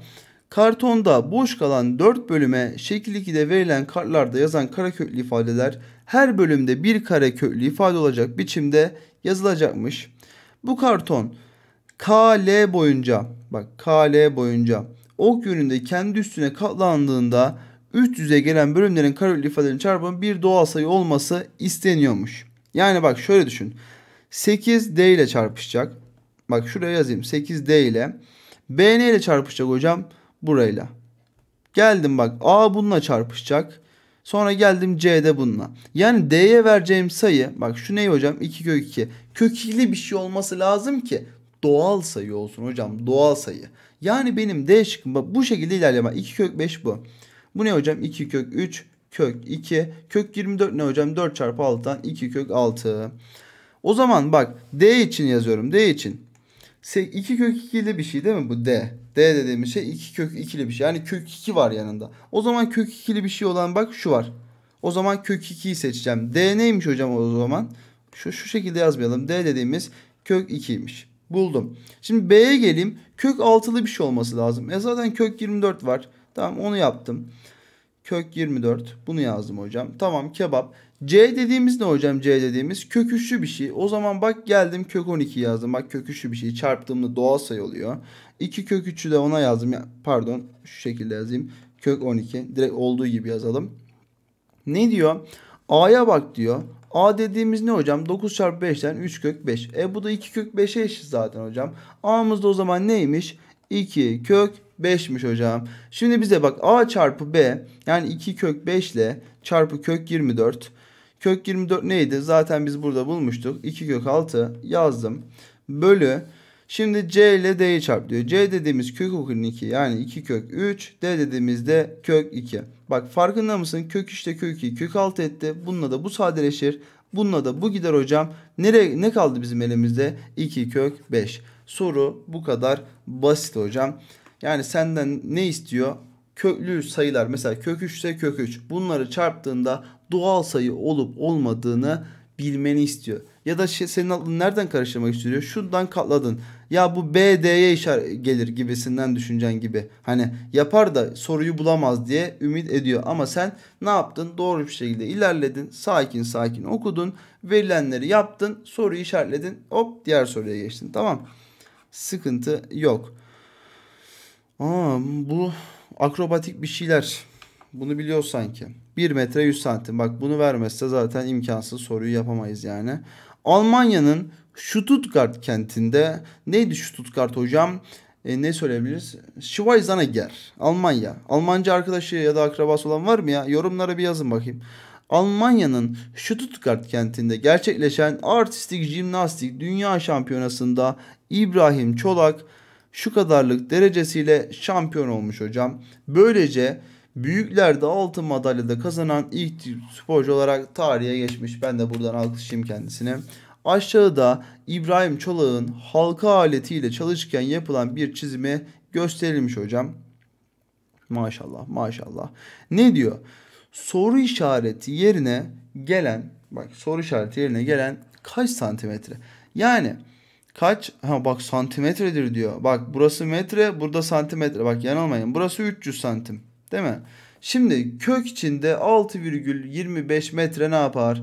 625 bölü. 100 değil mi hocam bu? Kökün içindeymiş. İyi o zaman. Kök 100 10 diye çıktı. 625 ne? 25. Yani burası neymiş hocam? 2,5 değil mi? Hop 2,5 metre gitti. Zaten 50'den küçük bir şey olacak şurası. Tamam mı? 50 ya da 50'ye eşit olacak şurası. Tamam. Bir de şunun değerini bulayım hocam. Kök içinde 0,0324 geldim. 324 bölü ne hocam bu? 10.000 herhalde. Evet 10.000. 10.000 şu şekilde yazdım. Hocam o zaman ben ne yapacağım? Şu yüzün karesi değil miydi? Yüzün karesi yazdım. Bak yüzün karesi. Çünkü yüzde 2 tane sıfır var. Yüzde yüzü çarparsam 4 sıfır olur. Bak burada da 4 sıfır var. Yüzün karesi yazdım. 324 neydi? Ya 289'un ben 17'nin karesi olduğunu biliyorum. O zaman hocam 324 de 18'in karesi. Tamam buraya da 18'in karesi yazdın. Kökün içine aldın. Bunu da 18 bölü 100 olarak çıkardın. Yani 0,18 metreymiş. Yani bu neymiş hocam? 18 santim. Hocam burayı da 18 santim buldun. Hocam burası da 250 santimde. 250 artı 18 santimi yazdın. 268'i buldun. Doğru muyum hocam? Evet hocam doğrusun. 300'den de 268'i sana zahmet çıkar hocam. Bu da ne yapar? 32 santim yapar. Soruyu güzel bir şekilde çözdün. Hadi gel diğer sorumuza geçelim hocam. Ben çözmeden şu soruyu bir çöz. Ondan sonra beraber çözelim hocam. Mantığım bu olsun. PDF'leri zaten paylaşıyorum açıklama kısmında. Açıklamadan PDF'leri alacaksın. Yanında sen çözeceksin. Ondan sonra bir oynat bakayım videoyu. Hoca nasıl çözmüş? Böyle çözmüş. O zaman izle tamam mı? Senin mantığın, gidişatın bu yönde olsun hocam. Ne diyor? Aşağıdaki tabloda Ayşe Hanım'ın gittiği bir marketten satın aldığı ürünlerin adedi, sütun grafiğinde ise bu ürünlerden bazılarının satış fiyatı gösterilmiş. Bak, yani yumurtadan 3'ten fazla 7'den az almış. Yumurtayı kaç liraya satmış falan gibi. Ayşe Hanım satın aldığı ürünler için toplam 32 TL ödemiştir. Buna göre diyor ki Ayşe Hanım'ın aldığı çikolataların bir tanesinin ücreti en az kaç liradır diyor. Bak şimdi. Simit en az kaç liradır diyor ya. Bak, en aza gitmem için benim ne yapmam lazım hocam? En aza gitmem için diğerlerini en yüksek seçmem lazım. Doğru muyum? Şimdi 7'den az diyorsa 6 tane alayım ben yumurtadan. 6 lira buraya. 6 çarpı 1'den 6 etti. Doğru muyum? Şimdi 5'ten az diyor. 4 tane poğaça alsın o zaman. 4 çarpı 2'den 8 bak. 8, 6. Şimdi simite geldim. 5'ten az diyor. O zaman 4 tane alsın. 4 çarpı 1,5'tan ne yapar? 6 lira da buradan. 14, 20. Şuraya kadar zaten 20 liralık aldı. Şimdi ne yapacak? 12 liralık çikolata. 12 TL'lik çikolata alması lazım. Çünkü bu adam ya da bu Ayşe Hanım ne ödemiş? 32 lira para ödemiş. 20 lirasını zaten ödedi. Bana kaldı 12. Şimdi bir çikolatanın tanesinin en az olabilmesi için mesela bak şimdi 12 ya. En fazla en az olabilmesi için 7'den az diyor ya. 7'den az en büyük ne var? 6 var hocam. O zaman 6 adet alsın. 6 adet. Şimdi 12 TL'si var. O zaman bir adeti kaç lira hocam? Bir adet 2 lira hocam. O zaman bak, en az biçimde çikolatanın ücretini en az biçimde ödeyebilmesi için en fazla adedi alması lazım. En fazla adedimiz de 6 idi hocam. 6 adetlerden de bir tanesinin adetinin fiyatı neymiş hocam? 2'ymiş. Yapıştır geç. Çok güzel bir şekilde bulduk. İkimizi bulduk. Burada yapıştırdık hocam. Hadi gel diğer sorumuza geçelim. Ne diyor? Aşağıda Zafer'in bir ayağının uzunluğu ile ayak uzunluğuna göre giyilen ayakkabı numarasını gösteren tablo verilmiştir. Bak ne diyor? Ayak uzunluğu bunlar arasındaysa hocam 20 numara giyeceksin. Bunlar arasındaysa 21 giyeceksin falan gibi şey veriyor. Ha, yani bak, mantık ne biliyor musun? 12 ile 12,5. Şimdi 0,1 arttırıyor. 20, 21 içinde bunu koyuyor. Tamam mı? Aynen. 21 içinde ne yapmış? 12,6. Burada 13,5 demiş. Bu şekilde 5. 5 gitmiş. Zafer'in giyeceği ayakkabı numarası kaç olmalıdır diyor. O zaman sen ne yapacaksın? Şunun değerinin hangisine eşit olduğunu bulacaksın hocam. Gel bakalım. 4 kök 10. Şimdi bunu 4'ü içeri atayım. 16 çarpı 10'dan kök 160 etti değil mi? Hocam sen neyi biliyorsun? 12 ile 13'ün değerini biliyorsun. Bak, burası kök 144'tü. Geldim buraya, kök 169'u da burada yazdım hocam. Şimdi sana ne istiyor? Bak, şu kök 160'ı. Kök 160 buralarda bir yerde. Bak, buraya uzunluğu kök 9 şekilde. Buraya uzunluğu ne hocam? 16 sanıyorsam. Evet, 16. Yani bu 13'e daha yakın bir değer. Değil mi? 13'e daha yakın. Yani 12 virgül bir şeyle. Yani bak, şu şekilde 20 numara diyemezsin. Çünkü 12 ile 12,5 arasında değil. 12,5 buradaysa 12,5 ile 13 değeri arasında bir şey bu. Tamam mı? O yüzden 21 numara olması lazım. Mantığı anladın değil mi? 13'e daha yakın olduğu için yani 13'e daha yakın bir değerler olması lazım. 12,5'un aşağısında olamaz. 13'e daha yakın değerler olacak. O yüzden 21'i işaretledim hocam. Geçtim diğer soruma. Geçiyorum. Güzel. Veri analizinden bir sorumuz daha gelmiş hocam. Ne diyor? 3 farklı telefon şirketinin yılın ilk aylarında en iyi telefon modellerini aşağıdaki sırayla satışa çıkarmış. A modeli Ocak ayı, bak A modeli Ocak ayı, B modeli Şubat ayı, C modeli Mart ayı. Aşağıdaki grafik bu 3 telefon modelinin aylara göre satış sayısını göstermektedir diyor. A modeli Ocak ayında, B modeli Şubat ayında falan gibi. Tamam, vermiş. Buna göre bu 5 aydaki satış sayısı ile ilgili aşağıdakilerden hangisi doğrudur? En fazla C modeli satmıştır diyor. Bak, C'ye gel. C burada 55. Topla buraya gel 45. 100 etti. Şöyle şuraya yazayım bak. 55 yazdım. Geldim buraya 45. Geldim buraya 52. Ne yaptı hocam? 90, 100, 152. Bu arada benim ilkokul numaram ha 152. 152 bin tane satmış C'den. Geliyorum bak, o zaman şöyle yazayım. C'den 152. Şurada da şeyleri toplayayım. B'yi toplayayım. B'yi toplarsam bak 45 oradan. Geldim 35 oradan. Buraya geldim 32. Buraya geldim hocam. Bakıyorum 40 da burada. 40'ı da yazdım bak. 70, 80, 112. Bu da 152. 152. Bak o zaman bu yanlış bir kere. En fazla C modeli sapmamış. Yani en kötü ihtimalle C ve B demesi lazımdı. B modelimizde 152 sapmış. İlginç bir şekilde. Değil mi? Aynen. Geldik. O zaman bak şunu da hazır bulmuşken A'yı da bulalım. A dediğimiz bak ilk başta 50 satmış. Sonra 35 satmış. Sonra gelmiş 30 satmış. Sonra 27 satmış. Gelmiş en sonunda da bir daha 30 satmış. 85, 115, 145. 145 artı 27'den 160, 172 daha satmış bak. B modelin satış sayısı sürekli azalmıştır diyor bak. B modelin satış sayısı sürekli azalmış mı? Hayır bak buraya kadar azalmış. Ondan sonra bir yükseliş var burada. Bak farkında mısın? Yani o yüzden bu ifade de yanlış diyoruz. A modeli en az Mart ayında satılmıştır diyor. Bak A modeli sarı bak şu şekilde iniyor. Bak daha da indi burada. Yani en az Nisan ayında satılmış. Mart ayında değil. B ve C modellerinin satış sayısı birbirine eşit diyor. O zaman D'yi işaretledin. Bak B ve C çünkü eşit. D'yi işaretledin. Geçtim hocam. Yani A, B, C'nin satış sayılarını bulmak önemliymiş hocam. Geçtim diğer soruma. Ne diyor? Yine üstü bir şeyler. Hadi gel bakalım. Laboratuvar ortamında boş bir deney tüpü aşağıda gösterilmiştir. 5 eş bölüme ayrılmış bir deney tüpü şekil 1'deki gibi 100.000 bakteriyle doluyormuş hocam. Her bir dakikanın sonunda bu tüpten o anda bulunan bakterilerin 1 bölü 5'i alınıyormuş. Buna göre 5. dakika sonunda tüpte kalan bakteri sayısı aşağıdakilerden hangisine eşit olur? Şimdi ne diyor ya? Bir dakika sıkıntı bir soru. 5 eş bölüm ayrılmış. Bir denetimi 100.000 bakteri bulunuyormuş. Yani 5 eş tüpe ayrıldıysa 1, 2, 3, 4, 5.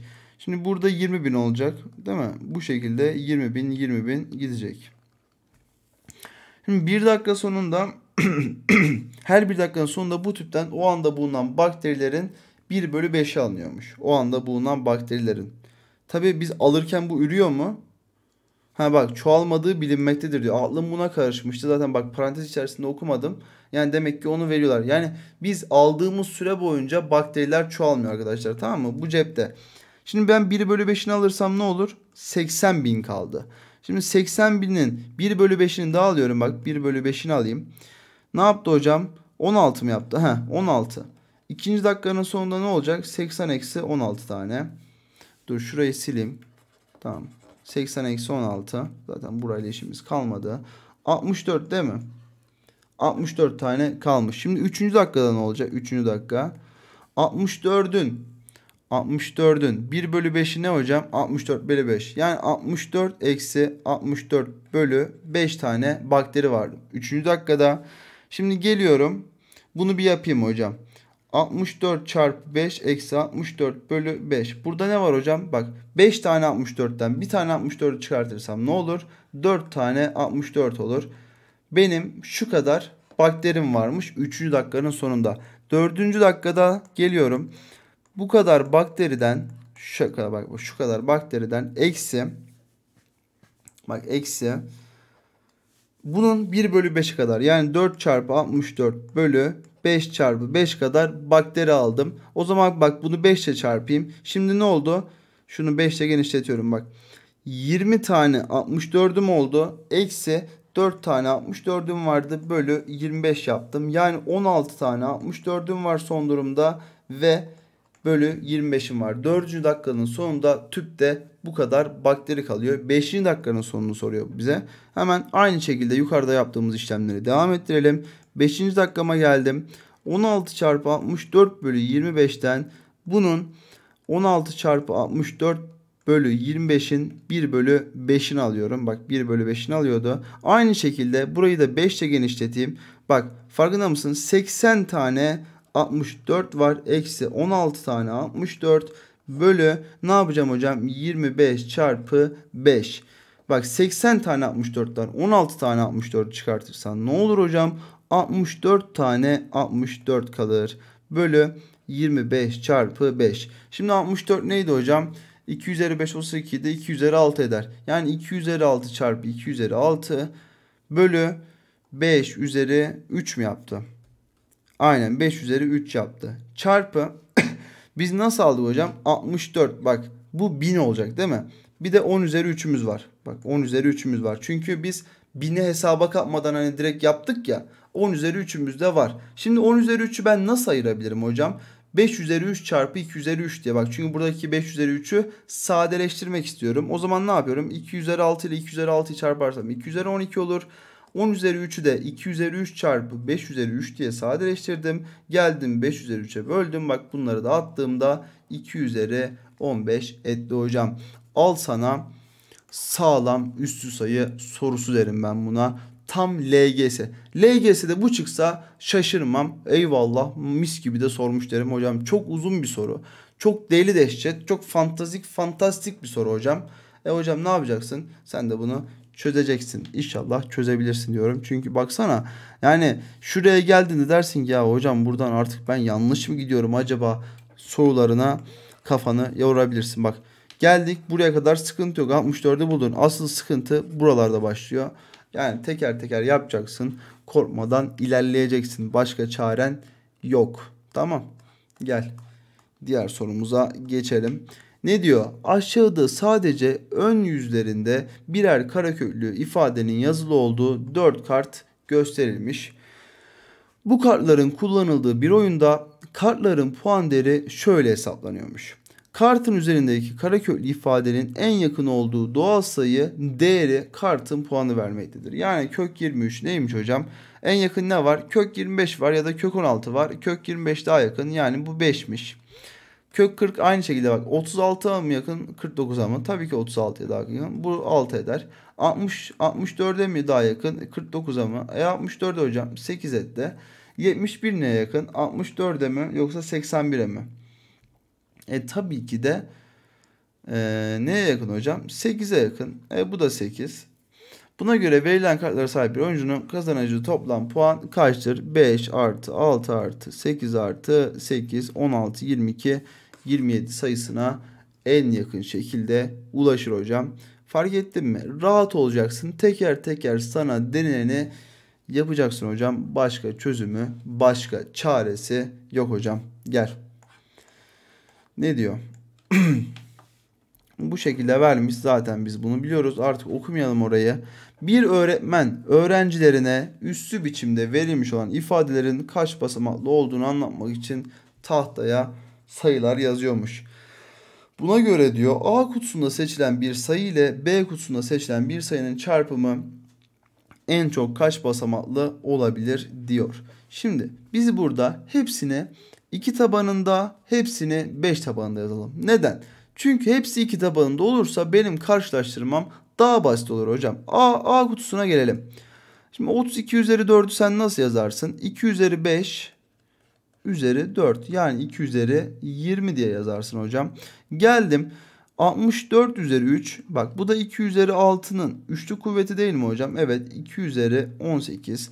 Geldim 64'ü de yaptım. 16 üzeri 6. 2 üzeri 4 üzeri 6'dan 2 üzeri 24'ü buldum hocam. 8 üzeri 10'a gel.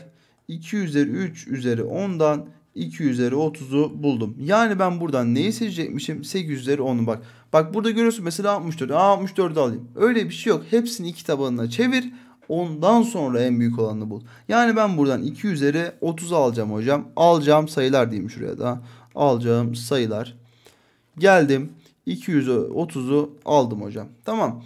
B'ye gelelim şimdi. B'yi de aynı şekilde yapacağız hocam. 125 üzeri 11 diyor. Bak 125 üzeri 11. 125'i nasıl yazarsın? 5 üzeri 3 üzeri 11. 5 üzeri 33 etti. Geldim 25 üzeri 14 diyor.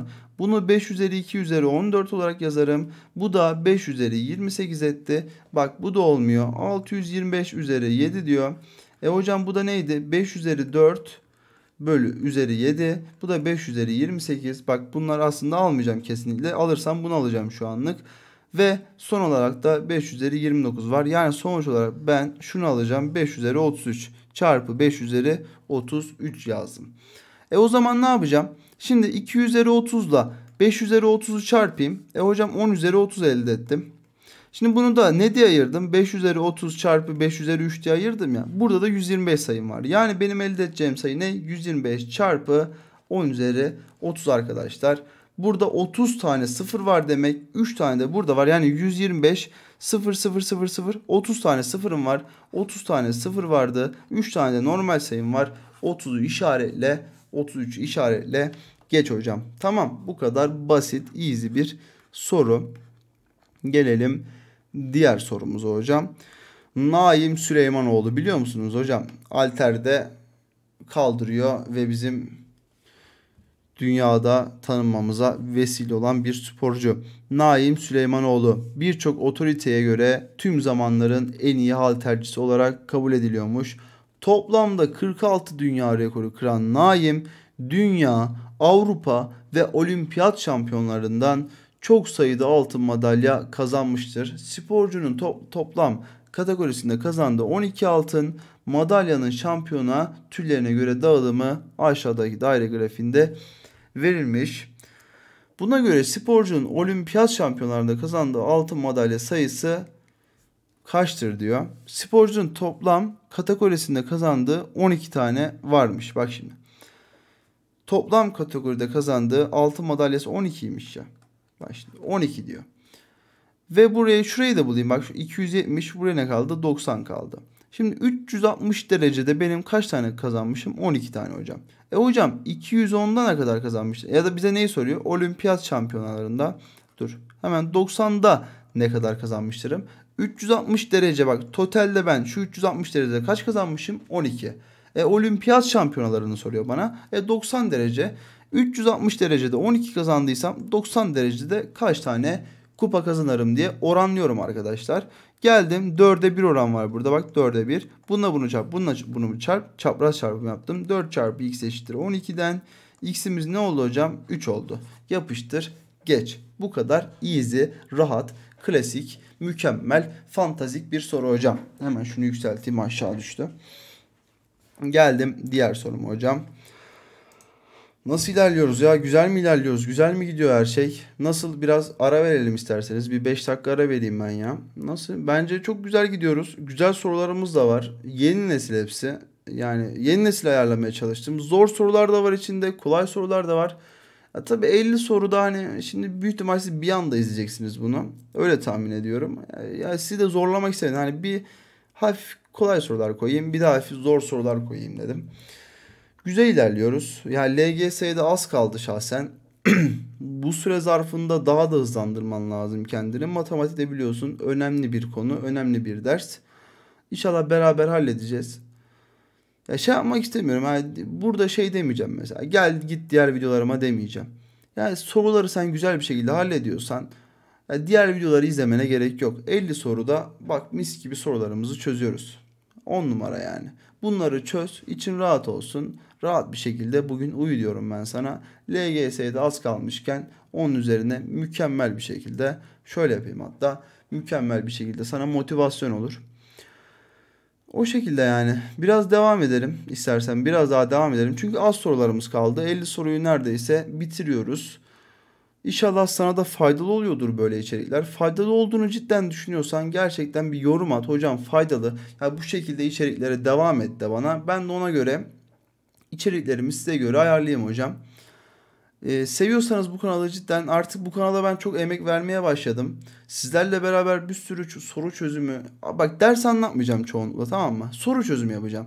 Çünkü sizin soruya ihtiyacınız var. Zaten bir sürü ders dershaneye gidiyorsun, ders anlatılıyor. Okula gidiyorsun, okulda anlatıyor. Özel ders alıyorsun, özel ders anlatıyor. Ya ben sana daha niye ders anlatayım? Senin önemli olan ne hocam?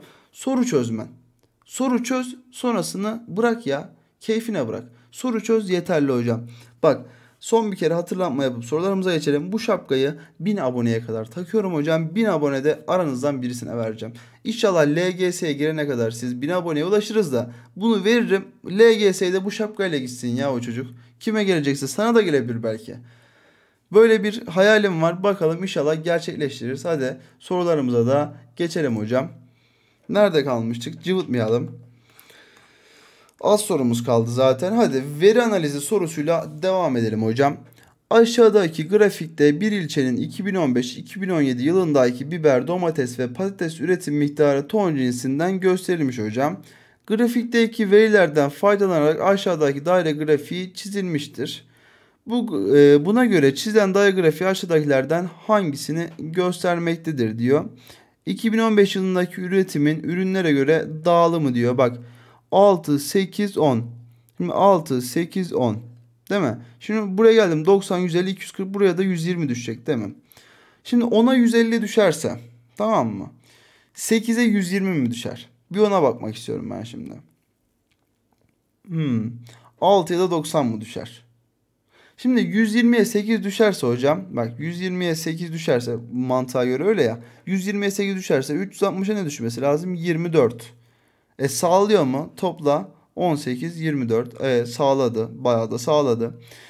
360'a 24 düşerse 90'a kaç düşer? 6. 6. 360'a 24 düşerse 150'ye kaç düşer hocam? Onu da hesaplayayım hemen. Sıfırları götür. 36. Şuraya 3, 2 yazayım. 3x eşittir 30'dan x 10. Arkadaşlar bunun cevabı A'ymış. Direkt bulduk. Ama bir de olmayanlara da bakalım. Direkt cevabı bulduk ama. Dur hemen sileyim şurayı. Şu şekilde atalım. Sildik. Şimdi cevabı A bulduk. Cevap A doğru. Ama 2016 yılındaki üretime göre dağılım neden değil? Ona bir bakalım. Geldim şimdi 7, 9 ve 12. Tamam mı? Topla şimdi bunu 28 değil mi? Şimdi 360 derecede 28 tane üretiliyormuş. O zaman 90 derece en küçüğümüz ya. 90'da kaç üretilir? X. 4'e böldüm 7. Bak 7'yi tutturduk. Tamam. Şimdi 360'da değil mi? 360'da 28 ise 360'da 28. 120'yi 3'e böldüğümüzde bu sayıyı elde etmemiz lazım ya. 120'de x, 28'i 3'e bölürsen normal bir şekilde bölünmez. Yani 9'u elde edemezsin. O yüzden B olmaz. Şimdi biber üretimlerini kıyasla diyor. 6, 9, 7. 6, 9, 7. Yani 6, 7, 9. Bak bu da olmaz. Yani çok uğraştırmayın beni. Çok video uzamasın. Yani cevabımız A işte. A'yı bulduk. Diğer şıkları da denemek isteyen denesin yani. Bunun şıkkı cevabı A. Hadi gel diğer sorumuza geçelim. Ne diyor? İki takım arasında ve en fazla 5 setin oynandığı voleybol karşılaşmalarında beraberlik olmayıp 3 set alan takım oyunu kazanmaktadır. Aşağıda bir haberin görseli verilmiştir. Hollanda'da yapılan Avrupa kıtası elemelerinde finalde Almanya'yı 3-0 yenen A milli kadın voleybol takımımız ikinci kez olimpiyatlara katılma hakkını elde etmiş hocam. Tamam. Lan ne yaptık? Dur bir geri gelelim. Pardon arkadaşlar. İkinci kez olimpiyatlara katılmaya hak kazanmıştır. Buna göre diyor ki kadın milli voleybol takımımızın Tokyo'daki olimpiyatlarda yapacağı ilk maçın skoru için kaç farklı olası durum vardır? Şimdi ne diyor lan? Bir dakika. Şimdi en fazla 5 set oynanıyor. 3 set alan kazanıyor. Tamam bunu biliyoruz. Avrupa kıtası eleme finalde Almanya 3-0 yenmiş. Tamam. A milli kadın voleybol takımımız ikinci kez olimpiyatlar. Buna göre kadın milli voleybol takımı Tokyo'daki olimpiyatlarda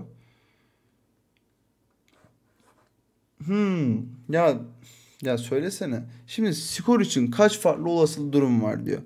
Sen şimdi yenebilmesi için kaç farklı skor yapabilirsin?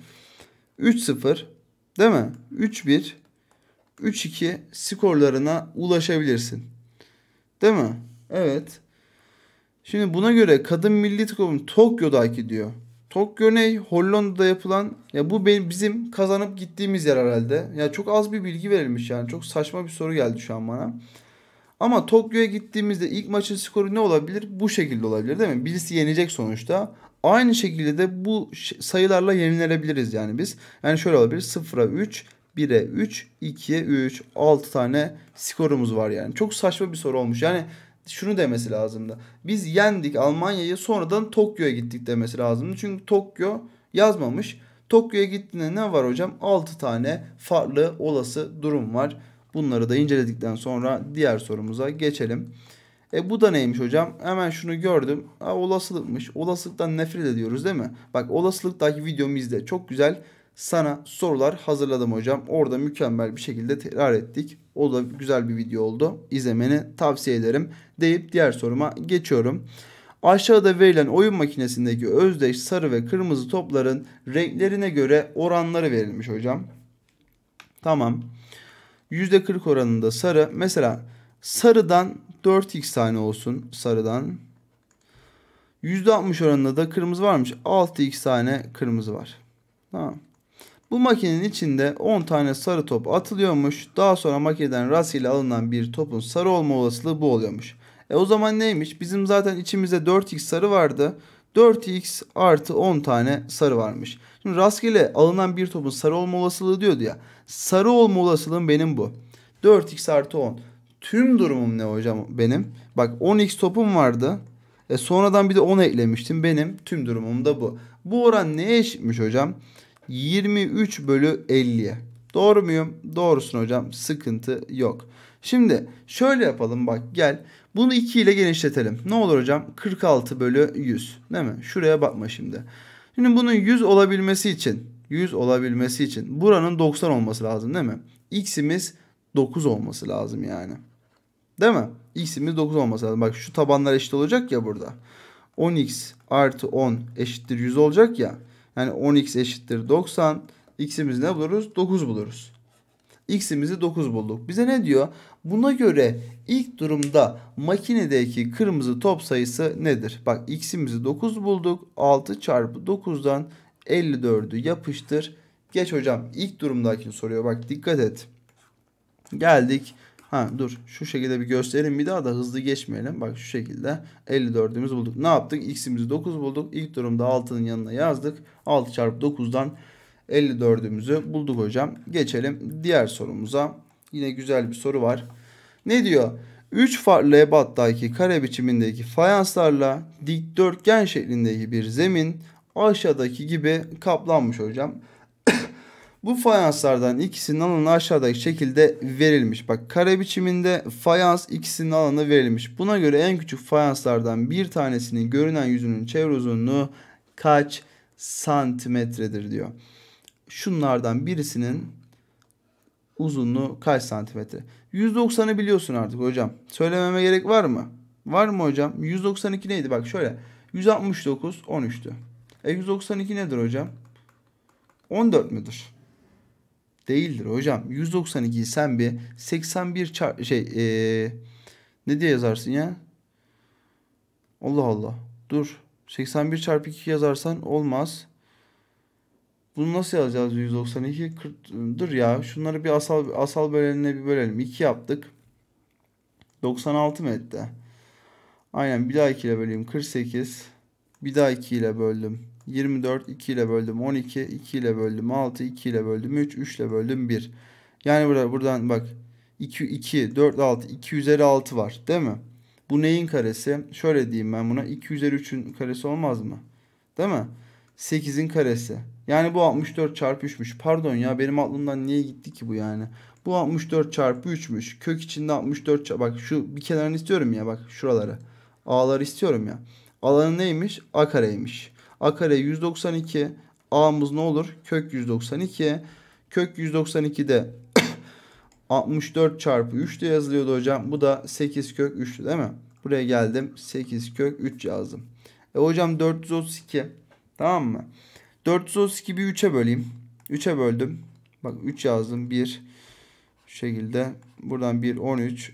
4 yazarım. 12 elde var 1 12. Bu da ne yaptı? 144. Yani 144 çarpı 3'müş bu da. Hocam aynı şekilde bunu yapacağım. Bunu kök içine alacağım. 144 çarpı 3. Bu da 12 kök 3 eder. Yani bir kenarı 12 kök 3'müş. Şu şekilde dur bir şöyle yapayım. Bak bunun kenarı 12 kök 3. Bunun kenarı 8 kök 3. Buraya ne kaldı hocam? 4 kök 3. Yani bizim küçük olan karemizin çevre uzunluğu neymiş? 4 kök 3 çarpı 4'ten 16 kök 3'müş. Anlaştık. Ne yaptık? Gittik. Bunlar kareymiş. O zaman kenarların hepsi eşittir dedik. Bir kenar uzunluğunu nasıl bulduk? Alandan gittik hocam. A kare eşittir 192 dedik. 8 kök 3'ümüzü bulduk. A kare eşittir 432 dedik. Bunun bir kenar uzunluğunu bulduk hocam. Şimdi 8 kök 3 oradan vardı. 12 kök 3 buradan vardı. Buranın uzunluğu ne diye düşündük? 4 kök 3'ü bulduk. 12 kök 3'ten 8 kök 3'ü çıkartıp ondan sonra da çevremize 16 kök 3 diye ulaştık hocam. Sıkıntı yok. Diğer sorumuza isteğiniz doğrultusunda geçebiliriz hocam. Şurada güzel bir sorumuz daha varmış. Ne diyor sorumuzda? Aşağıdaki Türkiye'nin şehirler arası plaka kodlarının verildiği bir harita varmış. Buna göre aşağıda verilen illerden hangisinin plaka kodunun pozitif tam çarpan böleni daha fazladır? Giresun'a selam olsun. Hemen Ordu'nun yanındadır. Benim memleket Ordu. Giresun 28. Sizin memleket nereden buradan bir söyleyin bakalım ya. Giresun'a gelelim bakalım. Giresun 28. Giresun nereye Giresun? LGS'ye Giresun hocam. 28'i bulalım. Bak 28'in çarpanları 1 çarpı 28, 2 çarpı 14, 3 var mı? Yok hocam. 4 çarpı 7. 7'den sonra zaten yine döner. Bak bunun 6 tane çarpanı varmış. Samsun'a gelelim. Samsun'u zaten biliyoruz 55. Geldim hocam. Ne de gider? 1 çarpı 55. Sonra 5 çarpı 11. Bunun da 4 tane varmış hocam. Bunu da buldum. Daha var mı diye düşünüyorum. Yok. İstanbul neydi? 34'tü. 1 çarpı 34. 2 çarpı 17. Daha ne var hocam? Daha düşünüyorum. Daha da yok herhalde ya. Aynen daha da yok. Bunun da 4 tane varmış. Şu an en fazla Giresun'dan geldi. Mardin'i biliyor muyuz arkadaşlar? Mardin nerelerde? 47 hocam. Tabii ki biliyoruz. 47 ne olur? Abi 47 zaten asal mıydı ya? 47 asaldı herhalde ya. 47'den de bir halt çıkmadı. 1 çarpı 47. Bunun da pozitif tam sayı çarpan sayısı 2'dir hocam. O zaman Giresun bizim şanslı şehrimiz oldu hocam. Ordu, Giresun selam olsun. Tüm Karadenizli kardeşlerime diyorum. Hadi gel. Son sorumuz artık herhalde bu. 30. soruya geldik. Bir bakayım. Evet son sorumuzda beraberiz. Bu zorlu serüveni 50 tane sorudan oluşan serüveni ne yapıyoruz? Noktalıyoruz hocam. Gel. Bundan sonra eğer talep yani bu videoya çok istek arzu gelirse 100 tane soruda yapacağım. Eğer ona da çok istek gelirse 200 soruda LGS matematiği bitir yapacağım hocam. Tamam sıkıntı yok hadi gel. Ne diyor? Aşağıda kenarları birbirine paralel iki dikdörtgen arasında kalan bölge ile oluşan koşu parkuru gösterilmiştir diyor. Koşu parkurumuz neresi? Şurası büyük ihtimalle. Evet. Parkura diyor AE köşelerinden başlayacak biçimde ABCD ve EFG dikdörtgenlerinin kenarları boyunca 10'ar metre aralıklarla aydınlatma direkleri. Buna göre bu koşu parkında dikeceği toplam aydınlatma direği kaçtır? Bak şimdi. Buraları aydınlatma direği değil mi? 10'ar metreymiş bak farkında mısın? 1, 2, 3, 4, 5. Bir tane daha diktim 6. Yani ben 60 metrelik yere 6 tane bak 1, 2, 3, 4, 5, 6. 60 metreyi oluşturdum mu oluşturdum. Geldim. Şöyle düşün. Mesela ben bir parçayı ikiye bölersem kaç tane direk dikmiş olurum buraya? Bak 1, 2, 3.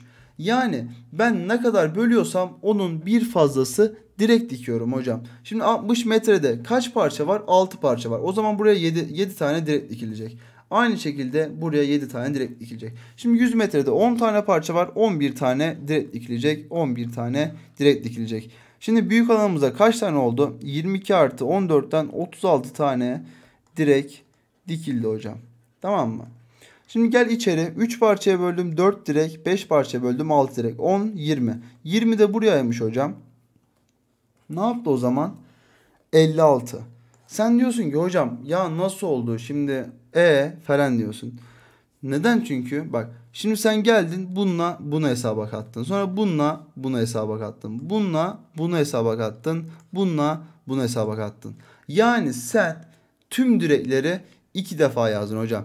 Şimdi sen ne yapman lazım biliyor musun? Şuradan 4 tane buradan da 4 tane atman lazım. Yani 8 tane direği atman lazım hocam. 8 tane direği fazladan yazdın sen. O yüzden cevabımız 48 olur hocam. Anladın değil mi? Bak 4 tane fazla yazdın. Çünkü sen geldin buralar 2 tane dedin. Buraya geldin 2 tane dedin. Yani şuradan bir tanesini çıkarman lazım. Her köşeden birer tane çıkardığın zaman toplamda iç ve dış olarak 8 tane direğin vardı. O fazlalıkları da attın.